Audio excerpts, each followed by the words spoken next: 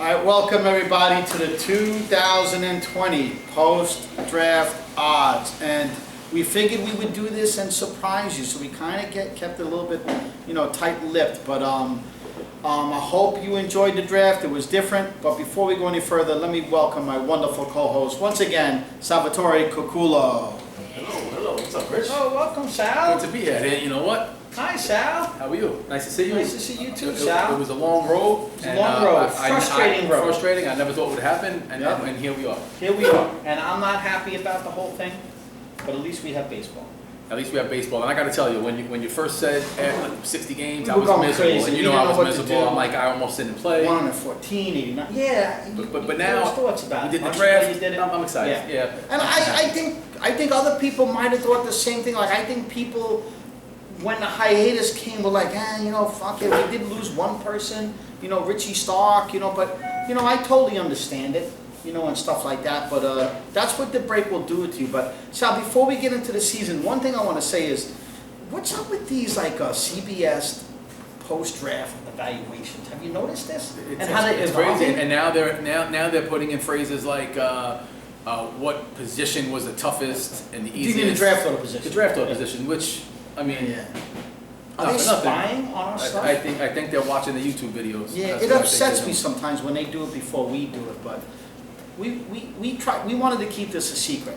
But that's an algorithm. They're it's robotic, and they're rarely right about anything. A broken clock is right twice a day. Yeah. But let's see what the real deal and the odds makers have to say about this season. I'm excited. I think it was a fun draft, although it wasn't in person.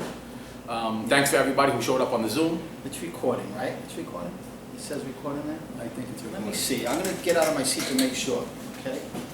Can you chop and screw that out? Yeah, it's recording. Can you chop and screw that out? I want to make sure because for some reason, Anyway, Sal, before we talk about the draft and the teams, we'll go in draft order. Let's just talk about a couple of things. The short season, the COVID news. Did your plans change as opposed to drafting, for the 162? Oh well, my plans didn't change, but what I got to tell you is, just coming from a real perspective and how life changes. I studied a ton before for the original draft, and then it's like COVID came, and I almost gave my hands up to the season. And then once you announced that we were going to have a draft, I said, all right, I'll read a couple things, but I didn't really get back deep into my prep. Mm-hmm. But it's a short season, so I think this year is going to be a little bit different, because now it is that sprint that we've always talked about. It's no longer a marathon. It is a sprint this year. The great Richie Ramirez, who is one of the reasons why Chris Donnie has one title. And there's one reason why he has one of his own, but so he won a title with Rich Ramirez, who came up with a great phrase. So that's why titles are different. They're not the same. And I will say thank you to Chris Donnie for bringing those Bloody Nine shirts. That was thank you, a Chris fun Donnie, treat this year. Now, I think the short season, it didn't change my mentality, but what I was fortunate to do was I was so prepared coming into the full season that I put all the books down for 3 months, so when I kicked it back up, I really didn't have to do much. Now, I think some people who really didn't prepare before kind of ho-hummed it and blew it off. I think my only concern and my main point is you got to get your team set up in time for that final 2 months, and you got about 3 weeks to do it. Correct. That's my only point.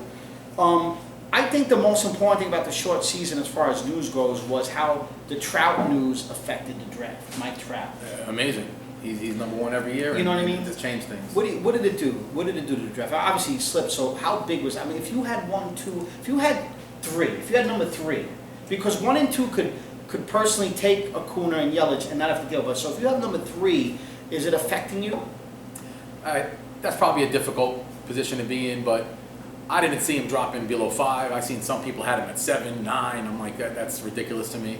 But yeah, he went 7. It's a steal. It could be a steal. You get him at 7. That's a super steal, and let's see what happens. But the news is scary when he makes comments.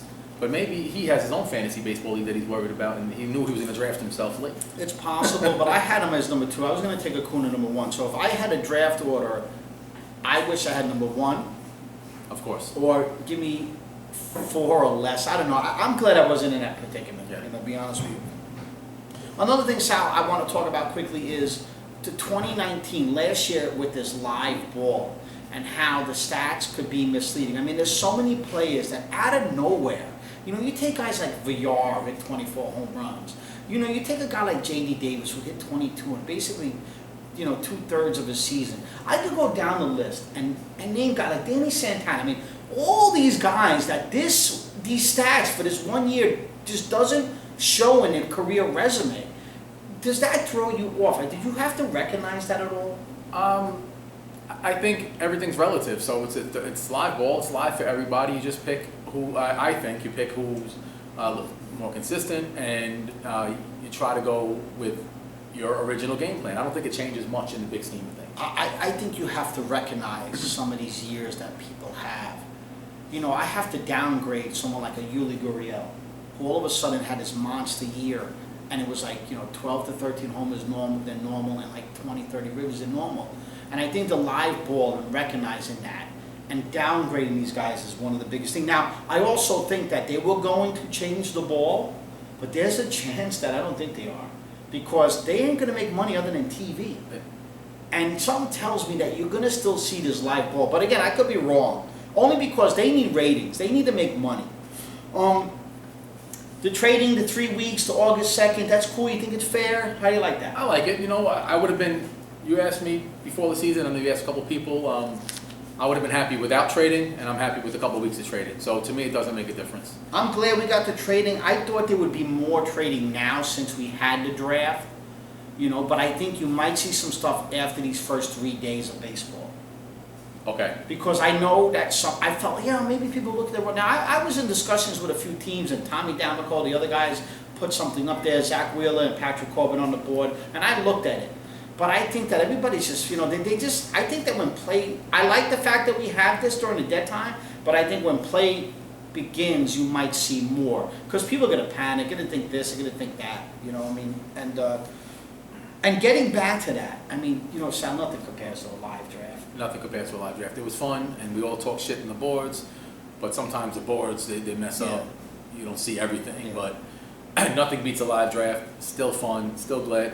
What I will say, it was a lot longer than I even anticipated. That could have been my fault. And I think, in hindsight, I think to draft 495 players this year was a lot of players to draft.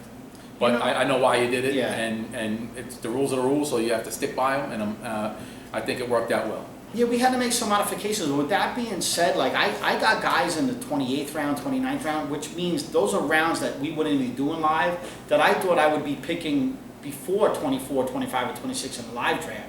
So I was able to go deep. I thought a lot of guys weren't. But the one thing I will say is that I drafted in the same building, in basically the same room as Tony, Paulie, and me. So it was kind of almost like a third of a live draft. We had a lot of fun. Tony was a disaster. We'll get back to that. Huh. And he caused a couple of things. Now, what's your feelings, Sal, about the belt and the modifications to Hall of Fame points and how I say the championship counts? Because that's the decision. This will count, the title will count toward HOF, and we modified the points to, I think I put 5, 3, 1, no fourth, no whatever. It is what it is. You got to give credit for a title. You have to give credit for a title. 60 games, maybe it should have been third of the points, but you made the decision. It is what it is. It's hard to get that fine line, but either way, we're all starting on the same field, the same level, the same rules. So, however, I'm happy that it wasn't full points. I don't think a third of a season deserves. Yeah, I wouldn't. But I wanted the belt to count, and most people were in favor of the belt counting. Now, that being said, a lot of the people in favor of the belt counting, which is a lot of the league, they don't have belts. Got it. And because if you look at the league right now and the people in it, because you all want to talk about the spades title, who won titles in spades, which I don't agree with. We have titles before, but the people in spades currently, there's not a lot of title winners. So I bet you maybe only five teams might have won a title. I got to go back and look at that. This 8 weeks, after the trade deadline, you're managing these final 8 weeks. The waiver aspect, we know that waiver aspect is not going to be that big of a deal. One of the rules I was going to do before, I didn't do it, was I was going to let everybody draft 33 players, and then after a couple of weeks you have to drop. You have to cut down your rosters. I was going to do that, but at the end of the day, too many people convinced me of the unknown. We don't know how COVID will affect it. So I said, let's do the 33. It's only this 1 year. And you believe it or not, I think people like the fact to have these extra guys. Now, I think the position flexibility in managing a team is going to be where our intensity comes from, and the important thing with those final 8 weeks. Correct. The actual Major League play, how does it affect fantasy? Are they going to be more aggressive? Are they going to try to win every game? The universal DH? These real things that Major League is going to go through. How does it affect fantasy? If you could have some, the speed translate, the decision on pitchers, but mainly the DH. The DH changes a lot of things. Some of those. It opens opportunity. And it opens opportunity for a lot of offense. Solve some crowded teams. And it also, what it did was, that semi-borderline pitcher that would have to face a ninth inning pitcher to get that easy out. That's no longer there. So let's see how it affects some of those mid-tier pitchers. I don't think it's going to affect a top-tier pitcher on the national. The scheduling might have an effect because 40 of your 60 games are in your division. And that's what's going to be tough. If you look at these divisions, like you look at the AL Central, you got to face the Tigers and the Royals a total of 20 times. Yeah. That's a joke. It is. But You know what? what I'm And so the NL or the AL. The AL East is a tough division. It's tough, you very got tough. the Nationals, you got the you got, other than a division, so I looked at that, personally speaking. And I came to the determination that, because I thought wins might be a difficult category, I want guys from winning teams. Now, it didn't always work out that way, but I thought wins would be a tough category. Sal, we're going to get closer. We're getting closer to the team. I want a couple of things I want to say. Yeah. The lockdown, the pause. Do you think it caused some of us to put the books away? And when we fired it back up, some people just said, oh, whatever, because we're using CBS and the lists are right there and the players come off the board. And did you notice that during the draft at all? I thought so. There were a couple shocking picks. I said, well, Yeah. early, or how'd that guy get there? So how is that guy still available? Or a bunch of little things during the draft. But, everybody took it as serious as they were going to take it.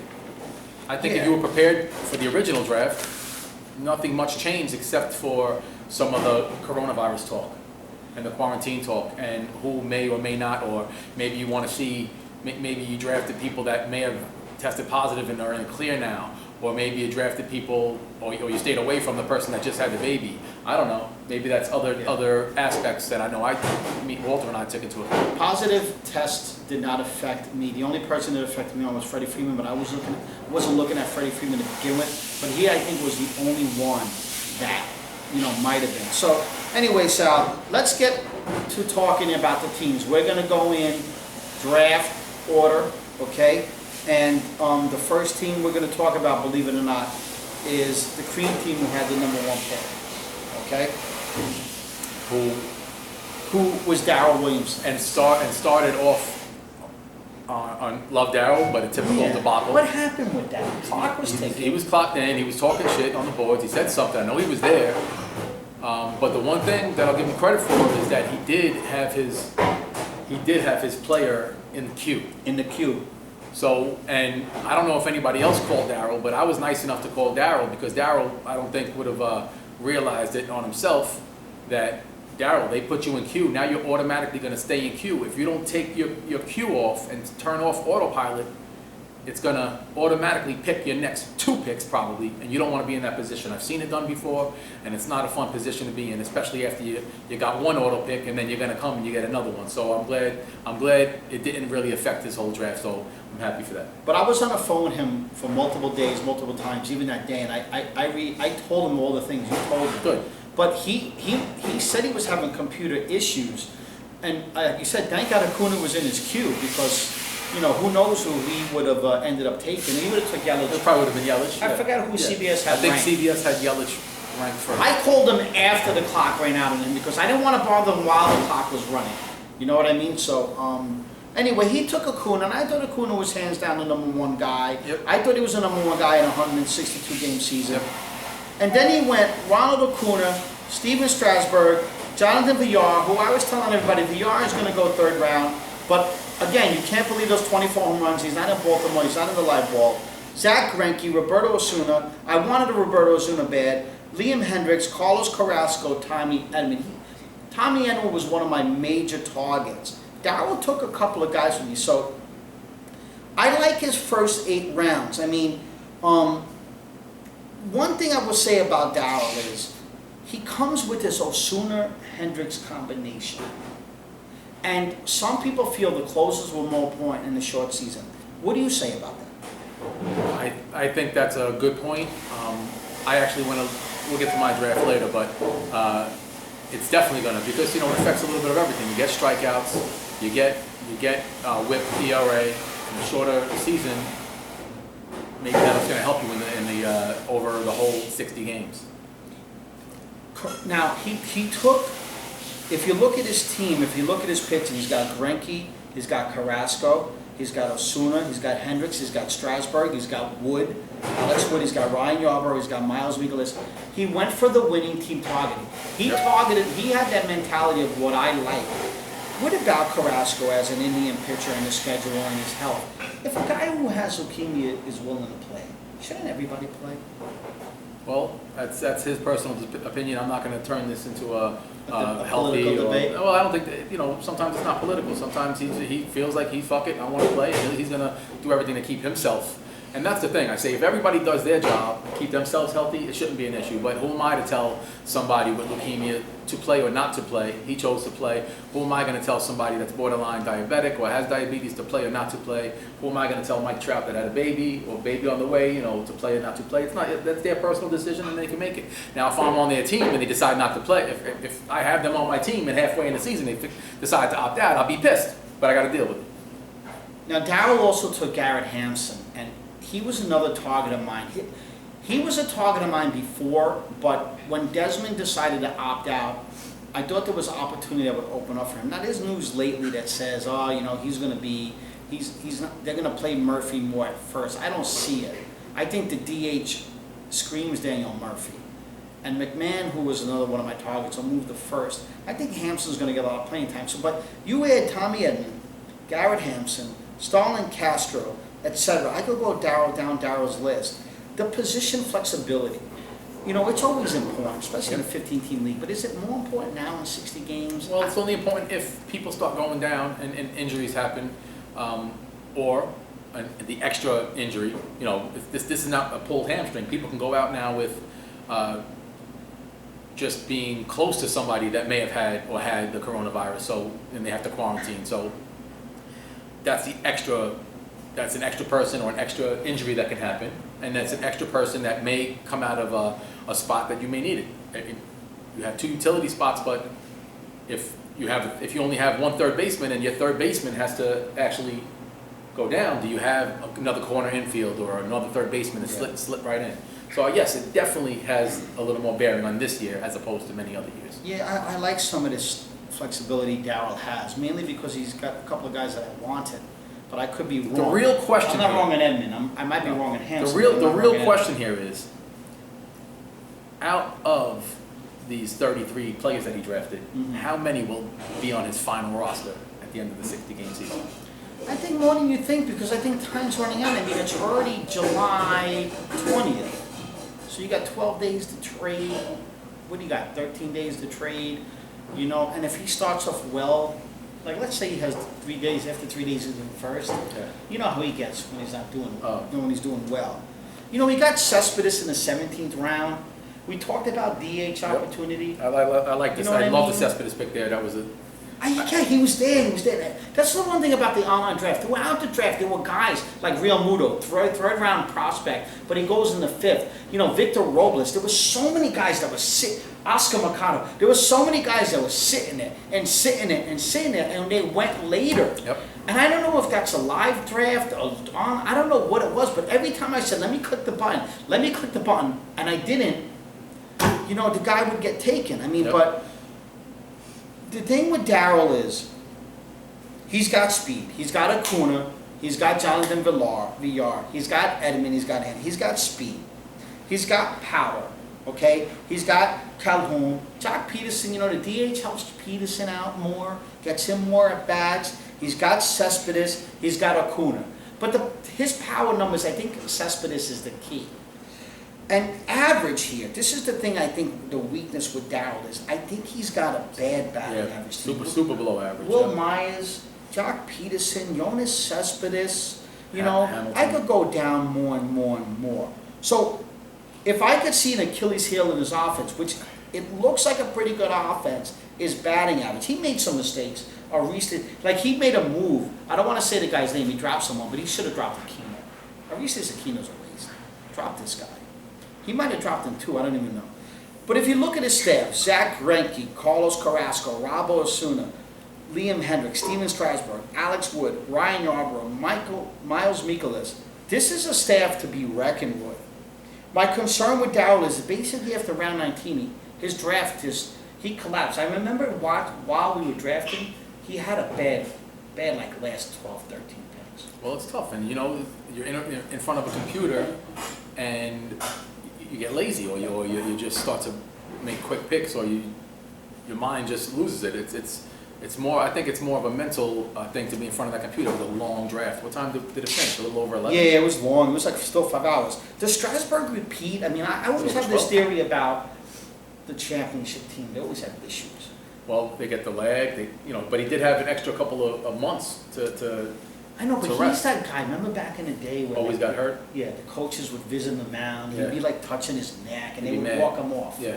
He'd have these nagging things. So, we're all lucky it's a 60-game season. I think if it was a 162-game season, someone like Strasburg might be one of those nagging injury guys. But let me just complete Darryl's team and give him the odds. I want to know the odds that you gave him. That's what I want to know. I like the fact that he drafted a lot of pitchers from winning teams. This is good. Darryl's got an excellent staff.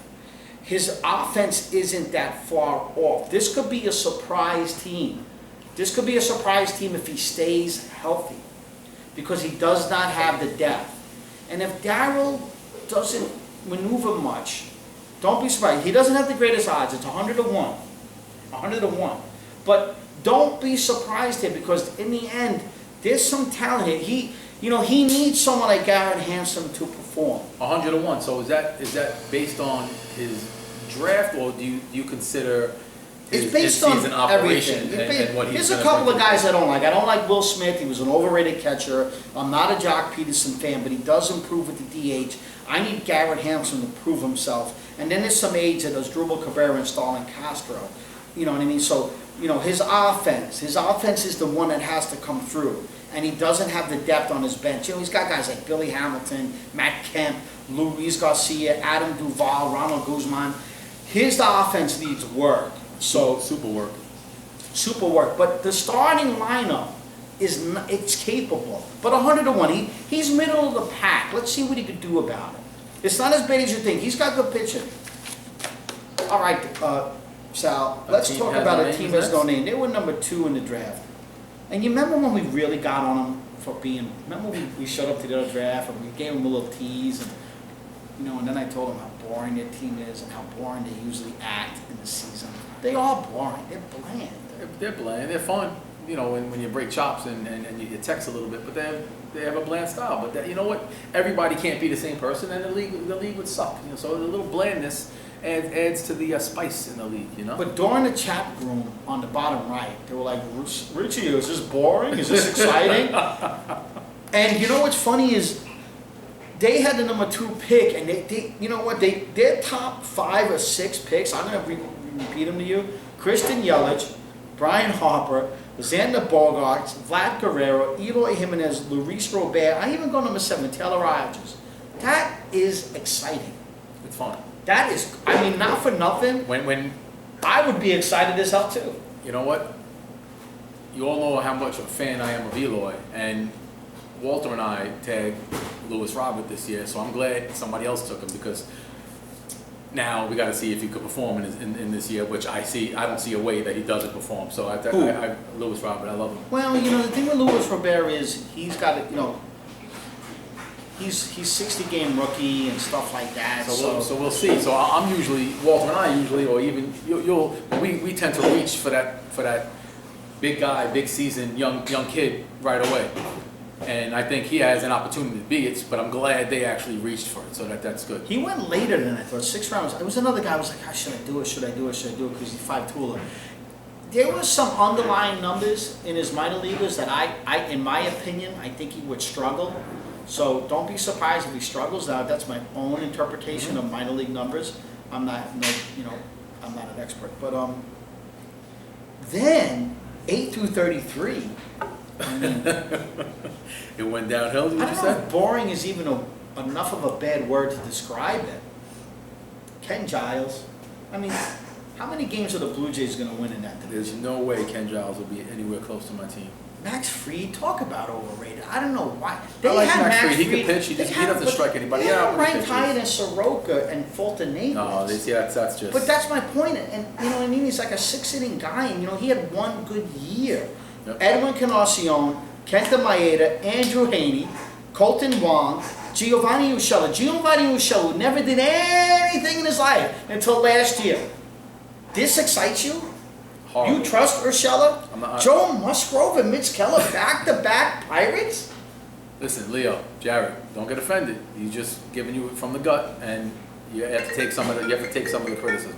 Do you know when I finally get excited after round 7? Round number 17, Dustin May, and 18, Dylan Cease. Well, and I like the Nate Pearson pick when he got him. Yeah, but Nate Pearson I liked in 162 game season. But this is the thing. The Blue Jays are going to get, their division stinks. He emphasized relief. He took Rogers. He took Giles. Later on he takes another closer, Kinsler, who's really, the Marlins might be lucky to win 10 games. The short season may have dictated that. Giles, bad team, bad schedule. Ken Giles. Do the Twins have the same success as last year? They came out of nowhere. They have the offense. I do like them. Meaning, does Rogers, Rogers was a guy I had. I dropped him, boom, and then all of a sudden he came into that role. He needs to prove himself, but I kind of still like Taylor Rogers. So I'm not going to get on this team. They won't get a 0 in the category. I do wonder if they got the right closers. Because Kinsler, the Marlin bullpen, who knows who's going to be the closer at the end of the year. Plus, they're not going to win that many games. And I don't think the Twins repeat like last year, but they do play in a weak division. They're going to play. I think they're going to play well in a short season. They can score up some wins. What about the Vladimir Guerrero, Eloy Jimenez combo? 2 hot rookies from last year. Do they take the next step? I love them. I think they can. And I think, my opinion, you should look out for a huge year from Eloy, and he's around in a great lineup. I don't see him digressing at all, and same for Vlad. I think he's only going to get better every year. Yeah, so I think that's two great picks in great spots. I like them both. I think Vlad clogs up the base paths a little bit more. I think that if they don't play in Toronto, that might be a problem. Because who knows, they might be playing Buffalo or Florida, talking about it. Yeah, where did they decide to play? They haven't decided yet. Canada said. Who knows? What if they play on the road the whole year? What if they're a traveling band? They're gonna have to be a home team somewhere. They're You gonna don't have know to that. get them somewhere. You do not know that. Robert, does he struggle? Is it better that he's in a 60-game season or a 162-game season? I think he would have been better in a 162-game season, because sometimes with these young kids coming in, it takes them a little time to settle down. But he can come out of the gate hot, so let's see what happens. But I think he's going to be great.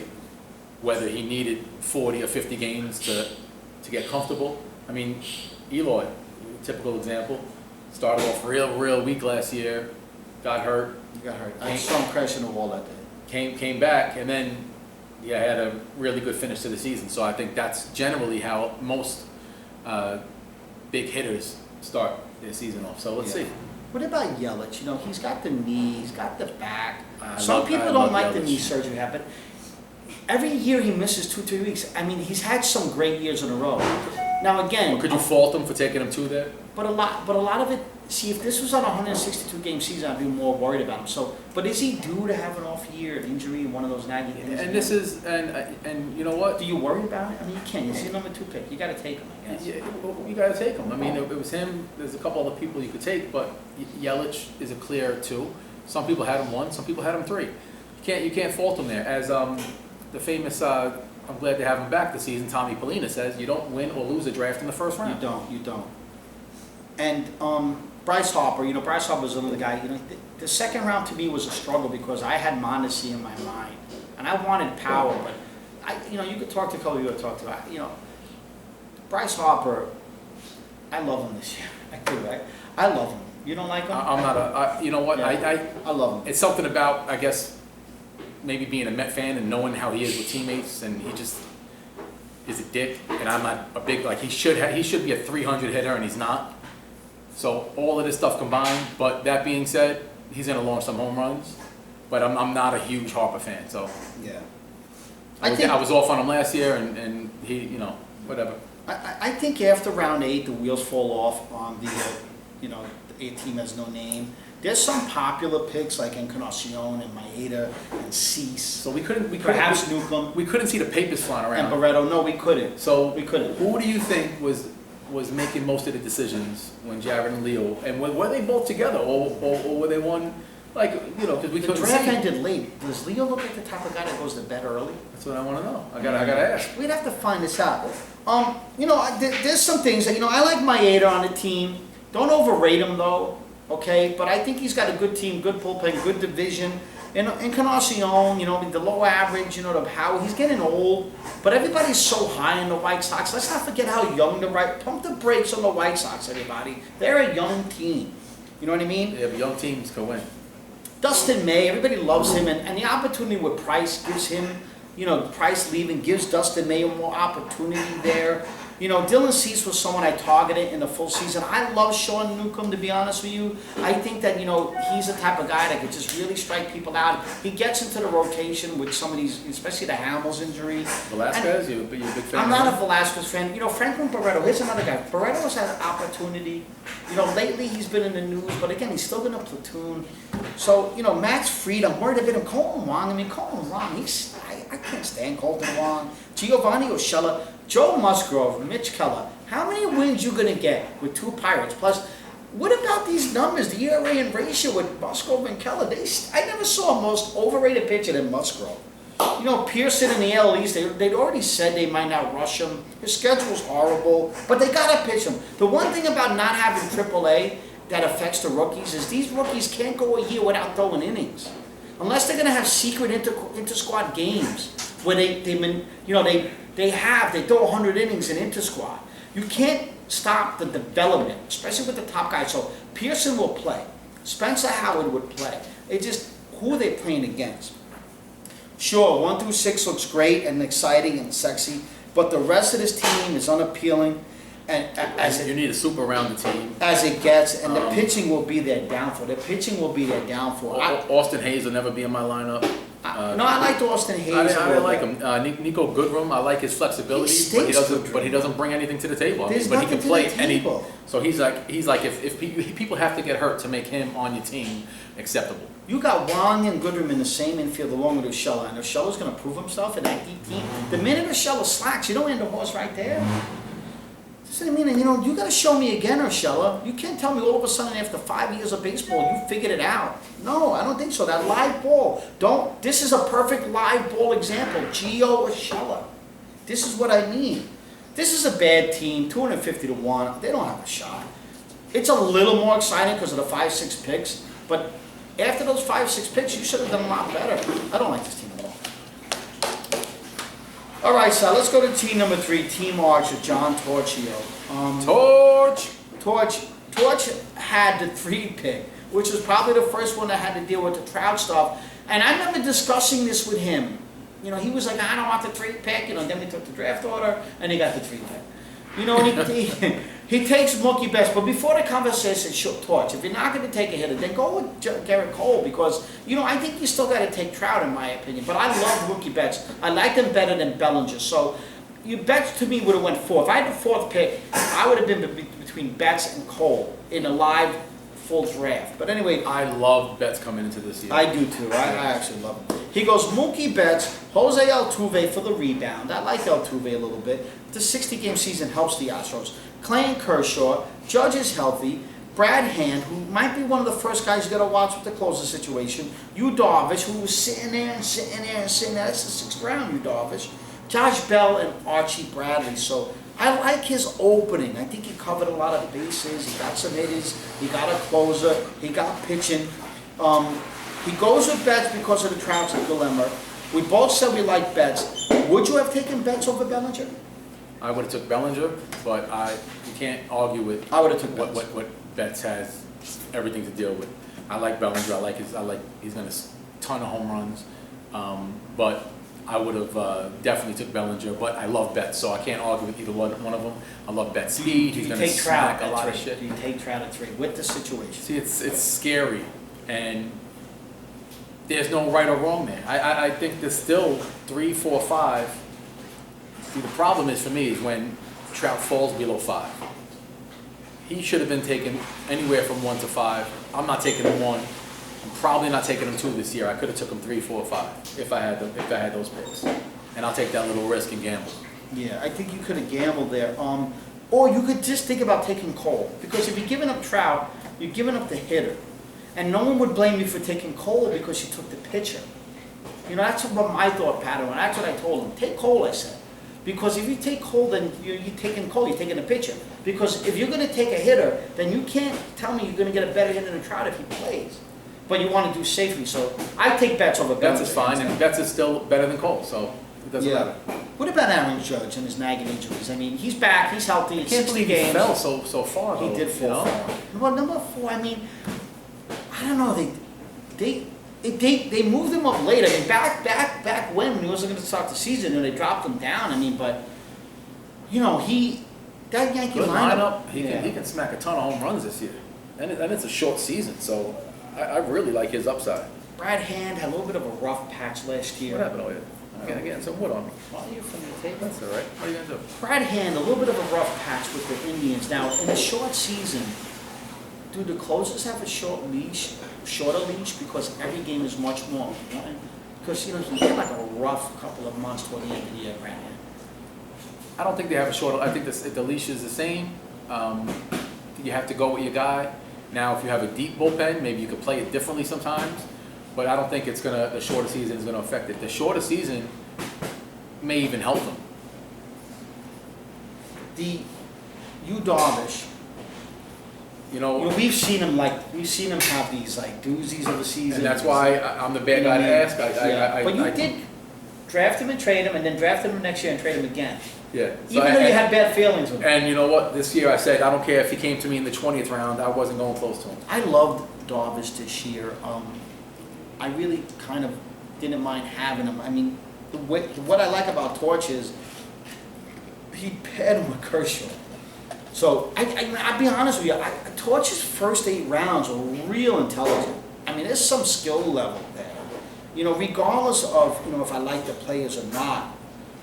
And I think if I go even further from rounds 9 through 19, Miguel Sano, I'm not the biggest fan of. Jorge Polanco, I like. Kyle Hendricks, Masahiro Tanaka wins the Yankees. Luke Voigt, I was all over Luke Voigt this year, 13th round. Hunter Renfroe, I don't like, another overrated guy. Mark Canher, you know, Mark Canher with the live ball in Oakland. I've been a little slow to roll with him a little bit. It's still not a bad pick. Keone Keller, you know, the Pirates. But then he goes Steven Matz, I love in the 17th round. Michael Chavez in the 18th round. Great pick. Omar Narvaez. I kind of like. How do you feel about Nimmo? I'm not a big Nimmo guy, but he's round 22. But we haven't got there yet. So I think Torch had a solid 9 through 19, other than a couple of guys, Renfroe and Keeler. 20 to 29, things go, you know, a little bit for the worse. You know what I mean? But Marco Gonzalez, you know what I mean? He's still the Mariner ace, but they play a tough schedule. That, depending on the Rangers, too. The Rangers' new ballpark. This is important here. I hear it's big, large, far and I'm not a Gonzalez fan this year. I know, he's off my radar. For Torch's sake, I hope I'm wrong, because I do like this team. I like what he got going on over here. Yeah. You know, Trent Grisham was a guy I didn't like. He took him before Nimmo. I like Trent Grisham. I like him a lot. You know what I mean? Like Yasiel Puig, Jesse Winker. There's some dead picks here. Jose Quintana with the finger. Jake Lamb. You know what? Team Perez, Kyle Wright. If Puig actually wakes up, and he can have a little 30, 40, 50 game burst. I like the Winker pick. Minus a pick or two after round 20, I think Torch struggled. Jose Osuna could be a sleeper for the Pirates, especially with the universal DH. You know, my concerns with Torches is, Mark Hanher. If Mark Hanher could duplicate last year, I think he gets a good pick here. Everybody's high on Nemo. I've never been. I've seen him. I've never been a big Nemo fan. You know what I mean? I love the Kershaw-Darvish combo, I really do. Yep. What can you expect from Mets? They got a tough schedule too. They got a great bullpen, the Mets. They got a tough schedule. They don't play the best defense. They better hit the ball. The Mets better hit the ball. So I like Mets coming into the year. I like Mets too. The one thing, he's a soft player.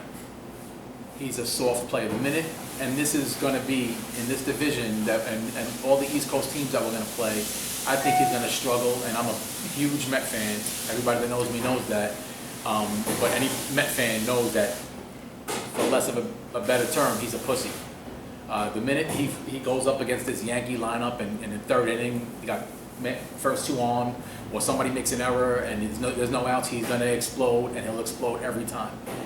I don't see him pulling through a great season. So I was actually low on Mats this year. Yeah. But I hope I'm wrong. You know, it's not like, you know, he's got 4 starters above Mats. You know, he's got Kershaw, Darvish, Tanaka, Yep. and Hendricks. Yep. Torch has got a good staff here. He's got Hand and Bradley and Kayla. He's got a good staff here. Yep. 3 Cub pitchers, you know, he's got on his team. This could be an issue because I don't think the Cubs have the best pitching, and I do think they're playing a tough division, you know, with the Brewers and the Cardinals, and I love the Cardinals. I think the Cardinals and the Dodgers will win the World Series, play for the World Series in the National League. They both have the best teams. I mean, everybody's on the Dodgers. I love the Cardinals. Their depth is sick. I feel Renfroe is overrated. I think Altuve is a key on this team. You know, Altuve's a smart pick. I love Altuve. Do you think that there'll be any, let me see, like, you know, they're labeled as cheaters now, right? Yeah, but I think that with all the pandemic and the riots and everything that distracts kind of the short season. But do you think that the umpires in the back of their head are still going to hold something against them? That's the question that I'm asking. You can't hit a batter this year. They might, mentally baseball, the players might wait 1 year to get even. You won't see it this year because you can't have a fight. The whole social distancing is going to affect us a little bit. You know, stuff like that. So I think they almost get a free pass. But let's close this team out. This is a solid team. I really do. I think this is a solid team. It would not surprise me if this is a contending team. I'm going to put Torch right out of contender. Right out of contender. I like this team. I think Torch did well. He's 25-1. 25-1. You know, that's good odds, 25-1. This is a good. I think Torch did a good job. His depth is a little, shaky. You know what I take away from that? What? Torch, this is the year. Coming to 2021, you don't need to sit next to Bean. You get better confidence if you're not sitting next to Bean. Well, he wasn't going to sit near me because he was one of the nervous reps. Him and Leo was a nervous. So we have the draft, and I was like, we'll have sanitizer, we'll have masks, we'll be 1,000 feet apart, we'll have a microphone. I don't want to hear it because you know I wanted to have that draft. Let me be fair. I was a nervous wreck also. So I'm not going to sit here and act like I wasn't. Chris Donnie will tell you I was shook. My cousin and I were going to hug and kiss. We didn't give a shit. And I wanted to be this close. All right, let's go to team number 4, okay? I know we have some background noise, but that's okay. Just ignore it. It's not that bad. Let's go to team number 4, Big Max, Christian McGurk, and Daniel Berry. And I don't know if there's more of a pain in the ass in the league than Christian McGurk. But he was one of the guys that we had to worry about him because he was coming up from Florida to travel, getting the flight, you know, and I didn't want to exclude anybody from being in the league, so, and I was so gung-ho with the live drafts. So at the end of the day, you know, it all worked out. But let's talk about this team. They had the 4th pick. Again, they had the Trout situation, okay? Cody Bellinger, Shane Bieber, Ketel Marte, Nelson Cruz, Jorge Soler, Brandon Woodruff, Frankie Montas, Eduardo Escobar. These are the guys they opened up with. There's some really good position flexibility there. Bellinger. You take, again, Bellinger over Trout, okay? You know, is Bellinger the guy? I love Bellinger coming into the year. Don't ask me if I'm taking Cole, because Walter and I, and we'll say it again, we say it every year, you'll never see a first-round pitcher on our team. I thought in the Ever. short season, Cole was legitimate. You know what? In the short season, nobody's legitimate. Well, we don't know that, but, you know, Shane Bieber now, I have to go back. I think going into the year when Clevenger was hurt, Yep. I always felt that it was good. It was a good slip pick because I was always on him. I always saw he was coming back quicker than people thought. So I was hoping in the beginning of the year when it was a full season he would slip. I would get him because there were reports where he was coming back quicker. You know, and Shane Bieber, it's a great pick because you like the team. Ketel Marte, it's like a magazine pick, round 3, qualifies second short in outfield. You know, I know you like him. But he's a good player. Nelson Cruz, he goes back to Cruz with the loyalty, 4th pick utility. A little early With the loyalty. Yeah, you think it's a little early with him? You know, maybe that's another guy that benefits from a short season. Well, why? 'Cause he's old. He's old and you know, he has a tendency of getting injured at least once or twice during the year. But maybe this is the year, you know, 60 games, it's really not a lot. It won't take a toll. He had a little extra rest this year. Let's see what happens. If he took off-season serious, we have to see. You know, some of these guys coming off of quarantine, I want to see the shape that they're in when they're in live, real baseball. What about Jorge Soler? Now, I had him last year. Now, 49 home runs, low batting average. Does the live ball, is that the live ball? Is that a live ball? Yeah, because he was really a disappointment a lot of the years leading up to that. Well, and that's what it was. I know you were high on Soler years ago, and he's always been the guy that we were expecting last year. I mean, he went off the charts. So let's see what happens this year. I don't see him having as good a season as last year, but I think he's still a good value pick at that time. I thought it was a little high. Brandon Woodruff, Frankie Montas, I actually like this combination. I was high on Woodruff. You know, I think that, you know, he broke out last year. You know, he only started a couple, 21, 22 games. But, you know, he does play in a good team with a great bullpen. Well, he got hurt last year. I like well, he came into the season. And he came in, yeah. You know, I think, who drafted him? Paulie? I think Paulie had him last year. Yep. And I traded for Woodruff. Did you? Yep. Was that a wedding buddy trade? That was not a wedding buddy trade. There's obvious power here.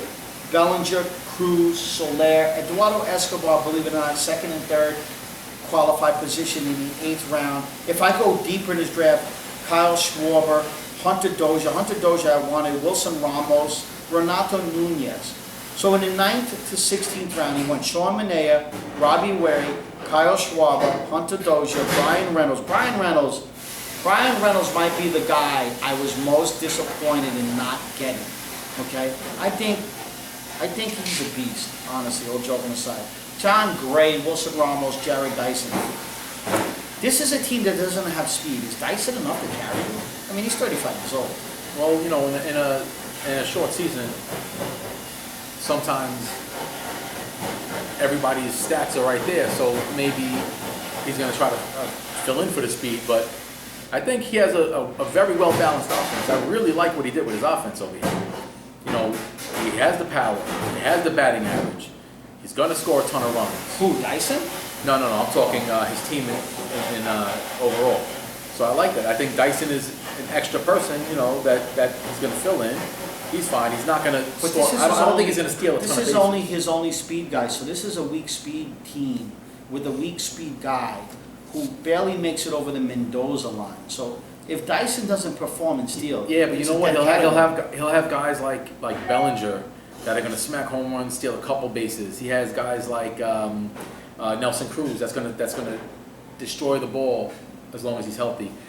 So he probably needed one more guy to help steal some bases, but Dyson's going to steal some bases, and then he'll be fine. You know, some of the other picks, the Big Macs. You got to look at his offense as a whole, and I kind of like it. I'm going to look at his offense as a whole. Some other picks Big Macs made. Will Smith. I drafted Melanson. I like Will Smith better, but you know he had the COVID red flag, and I really don't care who wins this job, who the job. Now Newcomb in the rotation helps Melanson because Will Smith is a lefty. Will Smith is a better pitcher. He deserves to be the closer. But the fact that they take Newcomb out and put Will Smith as the only lefty, this could affect Will Smith because they might be able to bring him in other innings. John Birdie, I like John Birdie, but don't forget, he's a 30-year-old, 31-year-old that got a late start, position flexibility. I'm not sure if I believe in that year last year, but he's going to play because there was one or two guys on our team that opted out or something. Nick Ahmed, Renato Nunez, Zach Britton. I mean, you pick Zach Britton because of Chapman, but why pick Britton? Chapman's fine. Justice Sheffield, Well, he always likes to get those No, he does. secondary, He makes the reliever mistakes in his draft. Dylan Betances. So okay, we go Zach Britton, Dylan Betances, Eric Thames. So now that's his 7 through 24. Okay, and then if I go into his last few rounds, I could repeat them, but my issue with this offense is this is last place. This is a last place offensive team written all over it. And this is an issue I have. This is a 0 category, a 1-point category. There's no way someone's going to tell me the team with Soler, Schwarber, Jared Dyson, Nick Ahmed, Renato Nunez, Jay Bruce, Eric Thames, even Nelson Cruz. You know what? No one's going to tell me that team's going to win bad. That's a bad batting average team. Is middle of the pack batting average. No, it's not. It's last place. For me, I like your offense, Chris and Robert. Robert. Redorno. Whatever is it? Is there any more disrespect than calling a partner a name that's not his? I'm sorry, messed up. That's all right. I'll take the L with that one. And he does more of the draft, and Christian is just like. And that's what I was going to say. Were they in the same? No, I think they were in separate terminals. How does that happen? How does that happen, and who makes the final decision when it's going down? I would say Ron Redonio makes the final decision. The pitching, the looks like their strong suit. Bieber, Woodruff, Manea, and Montas. You know what I mean? I guess I don't think but the ERA and ratio concerns me. Robbie Ray and John Gray. Robbie Ray to me is so overrated. How do you feel about Ray and John Gray and Justice Sheffield? But that he's not relying. They're not relying on them as their main starters. I mean, I like this whole team overall. From the sound of it, you're going to give them kind of shitty odds, but from what I'm looking at, I kind of like this. But John Gray, okay, so we look at John. John Gray, but he always had that like. I know, but we're in a 60-game season. What if he throws in one of those 2 innings, 8-run games in Colorado? That's the problem. You going to recover from that? That you're going to have to deal with. In a 60-game season? Well, what if he doesn't?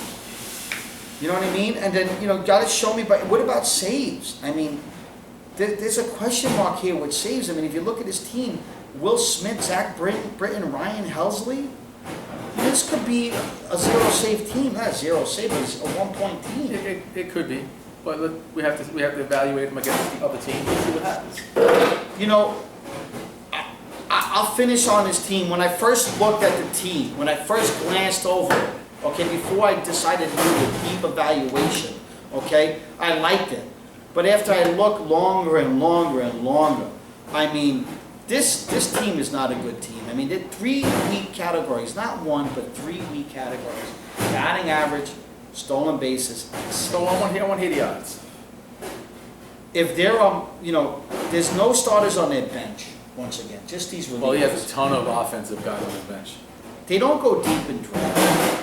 They desperately need Smith or Helsley to play. Do you think they went on just like Dyson worries me. Do you think they went on auto pick? I know they didn't go on auto pick, but do you think they kind of like just gave up in the last part of the draft? This is a horrible team. My odds for So them, what are the odds? 175 to 1. This is I'll give you better odds than that, but I'm not the team. odds maker. This is a bad I team. disagree, but let's see what happens. This is a bad team.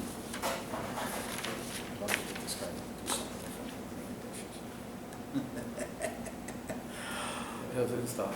All right. Let's talk about team number 5. It's still recording, right, Sal? Still recording. All right. You can see REC? God, my eyesight's bad. I can't see. It hides because of the El Barrio sign, right? It looks like. Let me see it. Guys, don't mind me. I'm going to get up because for some reason, I don't know what's up. MV Pizzle. Oh, we're good. We're good. We're good. You just scared the shit out of everybody. Who wants to see that mug in the middle of the draft? Well, thank God I bring 2 batteries. This so is a good. Let's get through at least 8 teams before we change the battery. MVP, the 5th pick. Okay. They took Garrett Cole. We know. He wears the Yankee hat. You weren't there. We even before when we picked the draft, we're like Garrett Cole. Paulie going to take him.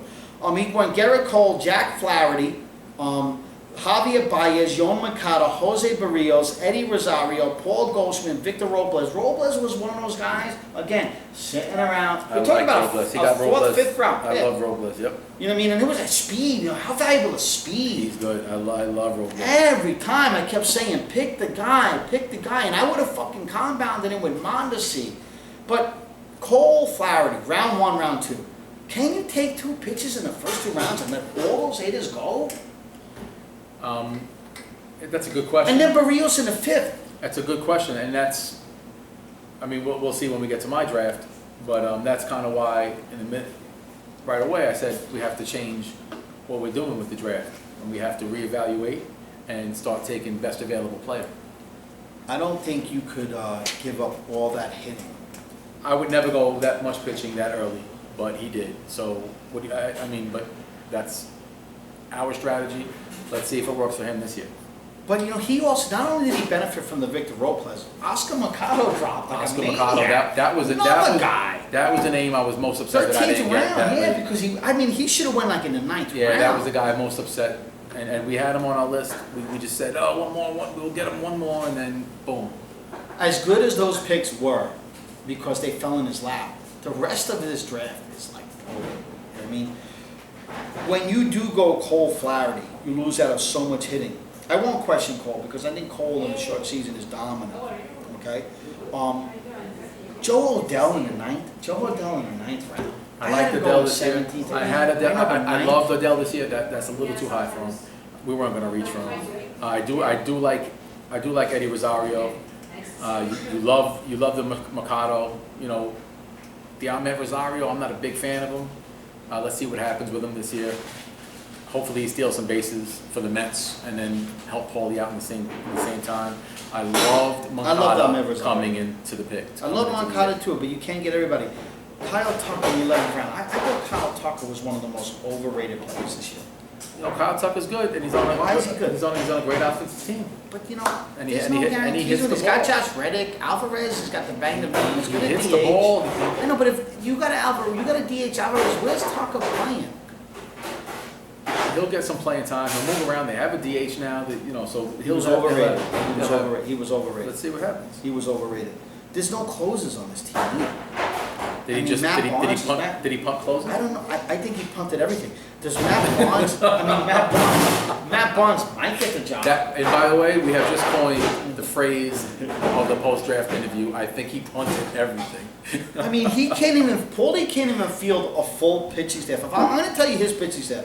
Garrett Cole, Jack Flaherty, Jose Barrios, love him. Adrian Hauser, you know, people were high on him. I like Lindblom better. Johnny Cueto stinks. The Giants stink. Jose Urquidy was another guy that dropped. The red flag kept him dropping. Yep. But then you go Matt Barnes, Robert Stevenson, Eric Lauer, Casey Mize. And then on his bench he's got Mackenzie Gore and Sixto Sanchez. Did he make it? I got to see if he made moves last night. No. He might have. I didn't. We'll get to mine, but yeah, I'm not a big fan. I mean, who doesn't love Cole and Berrios? So those are 2 anchors that may be able to hold him. He'll have to make some moves. I don't know if he has the strength in his lineup to be able to get the pitches that he wants for the rest of the season. What was Paulie thinking between rounds 17 and 24? I'm going to rip him off too. Now he was in. He was in the He was office, in the with office with Tony. you guys. Did you guys distract him? No. Was he distracted by customers? Because he likes to use that as an No. The excuse. phone wasn't. You know who was distracting us? Chris Donnie kept fucking calling. And Chris Donnie should know better than keep calling. Okay? Don't do that again, Chris. This is serious. It was bad enough Tony Palumbo was in the room. Because he was a mess. And Tony, get a laptop. I mean, there was many times that Paulie and I don't want to go. Let's stop. Calm me down. Slow down. Slow me down. Anyway. You can't draft on an iPad. Okay. You can't. You better have drafted on your phone. But between rounds 17 and 24, I want to hear it. okay, Royce Lewis. I mean, Royce Lewis, he ain't going to play 1 game. Nick Madrigal. Who cares if you like Madrigal? The guy hit 1 home run in like 1,000 years. He stinks. Ryan Mountcastle, maybe, okay? Because there's opportunity in Baltimore. But, you know, he's shaky on the defense. Casey Mize, I like. But the Detroit Tigers? They're the worst team in baseball. Jose Urquidy, fine, he slipped. Red flag, but he ain't even in camp yet. Mackenzie Gore, let me tell you something about Mackenzie Gore. He's a stud, but where is he going to pitch? Where? Where is he going on that team? Okay? Tom Murphy, catcher, he took Tom Murphy, don't get me started, because so many guys. You're jerks in profile. I mean, 17 to 24 is a disaster, okay? And then prospects. Do you know who this guy has on his team, Sal? I'm looking at him right now. Okay, Jorge Mateo, Christian Posh, Sixto Sanchez, Joey Bart, okay, Mackenzie Gore, Casey Mize, Ryan Mountcastle, Royce Lewis, Nick Madrigal. How many guys are named? 10? That's a lot. You drafted 33 guys, you got to start 23. So when are these guys going to play, if they're going to play in a 60-game season? When they coming? So when are you going to use them? What if they never play? You got to play 23 guys. I got to tell you, there's 4 or 5 of them that won't make the That's my point. And then he took Joe Adell in the ninth round. You know what I mean? This might be Paulie's worst draft I've ever seen. And he is known for having some bad drafts. He has. I don't know what he was going to do. And what's up with these Yankee fans? They always have to take their Yankees first. Like, I don't mind the Kevin Cole pick. I still think way too early. I know you like it. But, I mean, we know within the first 2 rounds you're always going to have a Yankee on your team. I think you got to just play fantasy baseball and not fantasy Yankees. My only thing is, will his wedding buddies come to the rescue? Listen. We all compete. There's no wedding buddies. Will anyone come to the rescue? We're all wedding buddies. Will anyone come to the rescue? No closes, empty spots that won't play, 60-game season. I want to know. 3 pitches in the first 5 rounds. I don't even know what to say. But you just bashed this team up and down, and I kind of get it looking at it. This is. I want to know what the odds you gave him. This is the worst team in the league. Woo. 600 to 1. This team. You know, last place guaranteed. And you know what's funny? We made fun of CBS, but they even predicted him last. But I'm place. trying to figure out. And you know, I love to argue with Rich also. I can't make a case for you, Paulie. I'm sorry. I'm looking at it. It's just, it's a bad team. But that's okay. It's an off year. At the end of the decade, hopefully we throw 2020 out of the whole fucking equation anyway. It was a bad year. No, we don't. There'll be no asterisks, no throwing that away. Let's go to the 6th team in the pick, the other guys. Tommy and Joey D'Amico. Again, they dealt with the, everybody so far is dealing with Mike Trout situation. They went Jacob deGrom, Gleyber Torres, Aaron Nola, Patrick Corbin, Eugenio Suarez, Tommy Pham, Jeff McNeil, Rhys Hoskins. That's how they opened up with. I like the opening. Again, too much pitching. I would never take the pitcher in the first round. Even if it's deGrom, I just wouldn't do it. I do love Gleyber Torres. I really do. But I think this team would look so much better if they would have had that hit in the first round to add with Gleyber, because they went Nola and Corbin. Right. You know what I mean? There's holes on his team, but there is also strong surplus if I go through the whole roster. And I think that they remember last year that they become more aggressive, right? Yeah. Super trading. Actually trading, yeah. Not afraid to trade. They went from 2 closes to 1 closes back. Like, they're not afraid to give up a guy, to get a guy and work it out later on. And they already put a message on the board, Zach Wheeler, Patrick Corbin available. Is your offer in, by the way? Did I offer him? Is your offer in? Did you make an offer yet? I did not make an offer. Personally speaking, I don't think I could afford to. I wouldn't give up my outfielders. I wouldn't give up a Ramon Laureano for Patrick Corbin. Well, we're not gonna pre-sabotage, but I want to see. Well, that's somewhat of a sabotage, but the aggressive aspect of this team. Okay. Now, if you look at their team, if you go even further, 9th round to 16th round, Denilson Lamet was someone I liked. I think Denilson Lamet's the type of guy that all of a sudden can lead the league in strikeouts. Hansel Robles, not for nothing, you guys don't know this, but Tony Palumbo was a disaster draft night. His thing kept freezing, the internet kept disconnecting, and there were guys that never crossed off my list. I was trying to pick Robles, but he was already picked. And then I was trying to get another guy who was already picked. And that's when I settled on J.D. Davis. He cost me about 3 or 4 players because I couldn't cross them off. Gavin Lux, Zach Wheeler, I would have stood away from Wheeler. I really would have. Ryan McMahon was someone, I don't know who I targeted more, Brian Reynolds or Ryan McMahon. I wanted them both. Miguel Andujar was someone because, I'm bitter from last year. I wanted him again. I think he rebounds. Josh James is another hot pick. Aaron Savala, you can't go wrong with, again, an Indian pitcher. You know what I mean? So, if you look at his team, this is his outfield. Corey Dickinson, Austin Riley, Tommy Pham, Kyle Lewis. Do you have issues with this outfield? I like Pham. I like that he can slide Jeff McNeil. I like the fact that he has Austin Riley, that he can move into the outfield if necessary. I got to tell you, I'm looking at his offense. I'm generally happy with it. I think Kyle Lewis, you got to understand, the Haneker injury, I like Fraley coming into the year, okay? Way over Lewis. Now, Lewis is a 20-year-old baby. Opportunity opens up, and no one's going to tell me Lewis is better than Fraley, especially with the age, okay? Now, Tommy Pham, for some reason, I just think he's so overrated. I'm never a big fan of him, but Yeah. he's been producing. So, if he produces, that all comes down to the numbers. Austin Riley, to me, is a mess. To me, someone that's such a high prospect shouldn't be worrying about a position. They tried to sign Puig, that fell through. They still got Inciarte. They talk about Camargo. Austin Riley's the gonna have DH helps out here. The DH helps out, but you're not going to tell me Austin Riley's reliable. You're not going to tell me Kyle Lewis is reliable. Now, I do like Corey Dickinson. I was high on him. But don't forget, he took Dickinson in the 19th round, so we're not talking about a high draft pick. The minute he smacks 4 home runs in a week, Austin Riley's going to be real reliable. Freddie Galvis and Andujar sit in his utility. I do like Andujar, but don't underestimate the crowdedness of the Yankees. Now, what are you going to do when you have Aaron Hicks is back, and defense is important.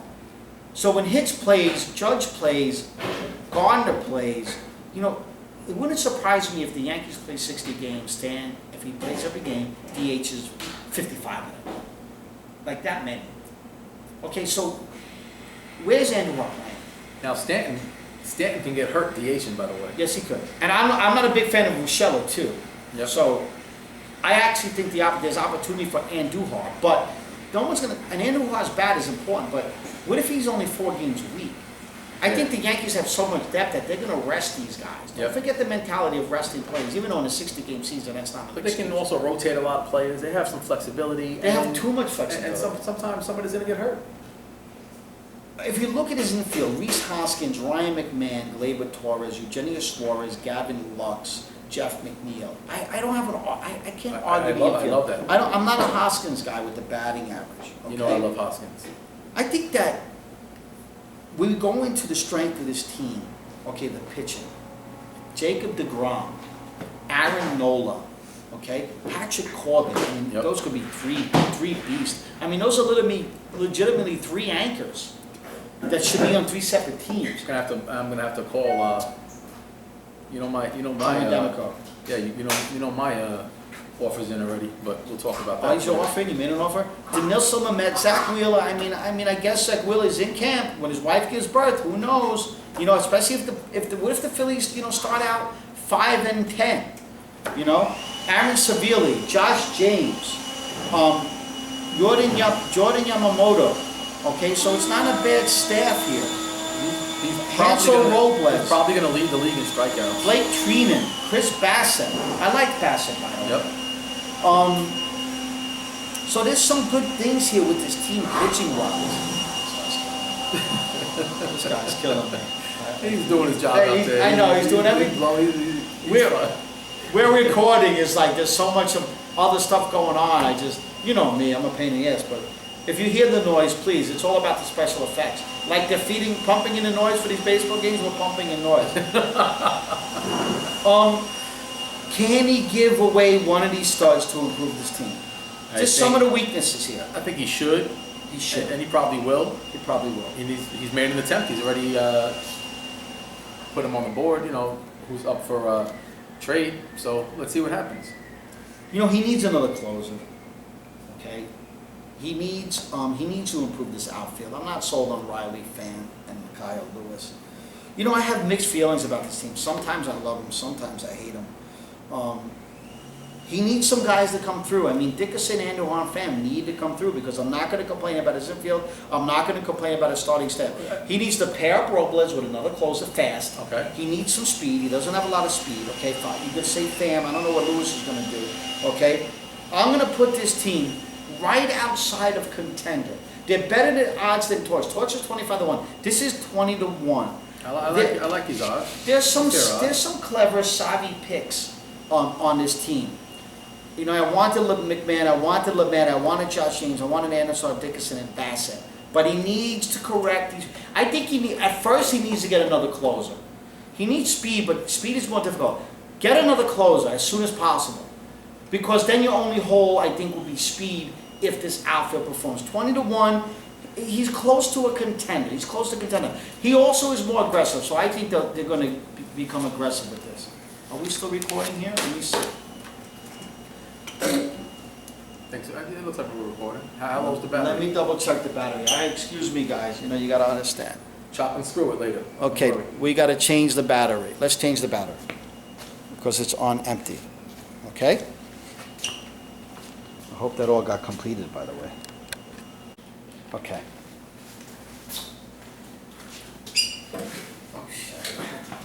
I'll cut it out. It's okay. Did you press it? Yeah. All right, everybody, we had to change the batteries, so we ended with the other guys who was 20-1, okay, just in case we got cut off, we weren't sure. All right, Chow, let's talk about number 7, Trot Nixon. This is Robbie Berman. When Richie Stark left the league, just for the year, and I don't blame him, he will have the opportunity to come back next year. You know, they jumped on this and went separate, which I'm glad they did. Because it's a short season, there's only 3 weeks of trading, nobody cares. So Robbie Berman and Chris Berman ran the Bashers. First of all, you set them right up. Yes, I did set them up. You set them up because now it's going to open the floodgates. Whoever has the better season is gonna. No, I don't think that. You're gonna. I know how you think. Unless you have the better season, he won't break your balls. But if Chris has a better season, Chris is gonna be fine. He won't break your balls. But if you have a better season than Chris, Robbie's hard to talk to. Chris is gonna be getting demolished. You Chris, can talk to yourself Chris. up. You can break Chris's balls. You can't break Robbie's balls. He's too sensitive. Really? Yeah, he's. I like him. I don't like him. We're friends. We're not friends. But you know, whatever. Let's go on. Let's move on here. He benefited from Mike Trout. He took Mike Trout first, with the 7th pick. You know, I think it's a steal. He went Mike Trout, Justin Verlin, and George Springer. I was all over Springer. Springer, free agent year. But again, do the free agent years translate in a short season? These guys, the money next year is not going to be the same for them. Yordan Alvarez, another guy with the red flag sitting there, but you got to love Alvarez. JT Realmuto, should have won 3rd round, went 5th round. Corey Kluber, I was all over Kluber. Big bounce back for Kluber. Andrew Benintendi, I love. Danny Santana. That's 1 to 8. I love this first 8. But the Santana, Danny Santana, with that year last year, is that a live ball year? You know, Danny Santana, last year now, is that a live ball year? Who knows? But above all, you know what's going to happen. He's a good hitter, and he has good flexibility. Let's see if he can lift the ball like he did last year. Who knows that they're not going to use the same ball? Maybe why are they going to change the ball? They want ratings. So they said, all right, we can't give you steroids anymore because people are all on us. Let's pump this ball up. I don't see any fall off. Does he benefit from this Trout situation and even go any further? He only benefits if Trout plays the 60 game. I think he's only going to miss 3 to 5 for the paternity. And you know what? If that's fine, maybe. And they don't have a bad team. If they're in contention, but you know how people could be. You see their son. Now I'm not going to be able to see. You know, son or go daughter. Yeah. And he might get different feelings. Who knows what happens? What about JT Realmuto going in the 5th round as opposed to? That's a super duper steal. I love him there. But again. He was another guy. Just click on him. I kept saying, click on his name. Click on his name. But again, how do you think a 60-game season helps or hurts the catcher position? I don't think. I think catches is a position I don't really dig deep down. I look for the steal, guys that slip. But one thing about the DH, okay, is if there's any catcher that's going to get at bats in every game, it could be Realmuto. I think he's the type of bat where when he doesn't catch, he's going to DH. So I actually think the DH thing made him more valuable because he's probably going to have more bats than any catcher in baseball. Okay. Now, that being said, you got to take him high. He should have won in the third round. He went in the fifth. It's a steal where you took him. I kept, Maron. I kept passing on. Don't get me started. Okay. So, it threw me off track. What happened just now? We had the air blower game. Okay, air blower game. Now let me get back on track now. Real Muto in the fifth round. Whatever. It's just a great pick. You know what I mean? But again, I never look at catches, so I moved past it. I didn't care where Real Muto was. Does Corey Kluber rebound, and does it make this Verlander-Kluber combination deadly? Not sold on Kluber. I'm sold on him. I'm not The sold. ballpark is big. I haven't been a Kluber fan for years. It's a weak and then division. if you ask Other than a Walter, couple he teams. hates him even more than me. Really? So This is the first time we mentioned Walter's name. He's That's not true. It's non-existent. actually the third time I mentioned him today. And whenever I talk about our team, I say we, our team. I'm not like some other teams. It's always mine, me, my team, my pick. It's Walter and I. We're a team. What did the live ball do for Danny Santana, Yuli Gurriel, Christian Walker, and Howie Kendrick? Howie Kendrick, these are all guys on this team.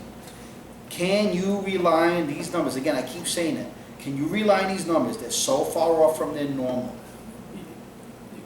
This is 4 or 5 guys. No, Sal, it's the truth. No. Christian Walker, Yuli he's Gurriel, 30 years old. You're giving Yuli Gurriel like he wasn't a prospect. He's usually 17 and 85. He's not 31 and 110. He's not. There's no usually. He was an up and coming prospect. He's only been there a couple He's years. 33 years old. When he got there, he's in his prime now. Lourdes Gurriel's He's better, still- by the way. I love Yuli. I love Lourdes. He's on my team. You could have him if you want him. No, I'd rather Yuli, actually. How dominant does this outfield look? Springer, Benintendi, Trout, Alvarez. That's super One mean. thing I will say about Robbie, his outfield is sick. Super mean. I mean, look at his infield. You can't complain about him. You got the young boys, Biggio, who doesn't love Adames, Gurriel. If you look That's at a nice infield. if you look at the rest of the staff, you're looking at guys like Lance McCullers,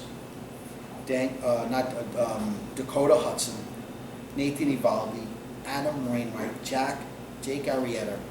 They all play on winning teams, but is that cast of characters enough? Well, my question is, where does Arrieta- Verlander fall in this? You gotta love Verlander. He's healthy. You always love him, right? But Is he due? He's old.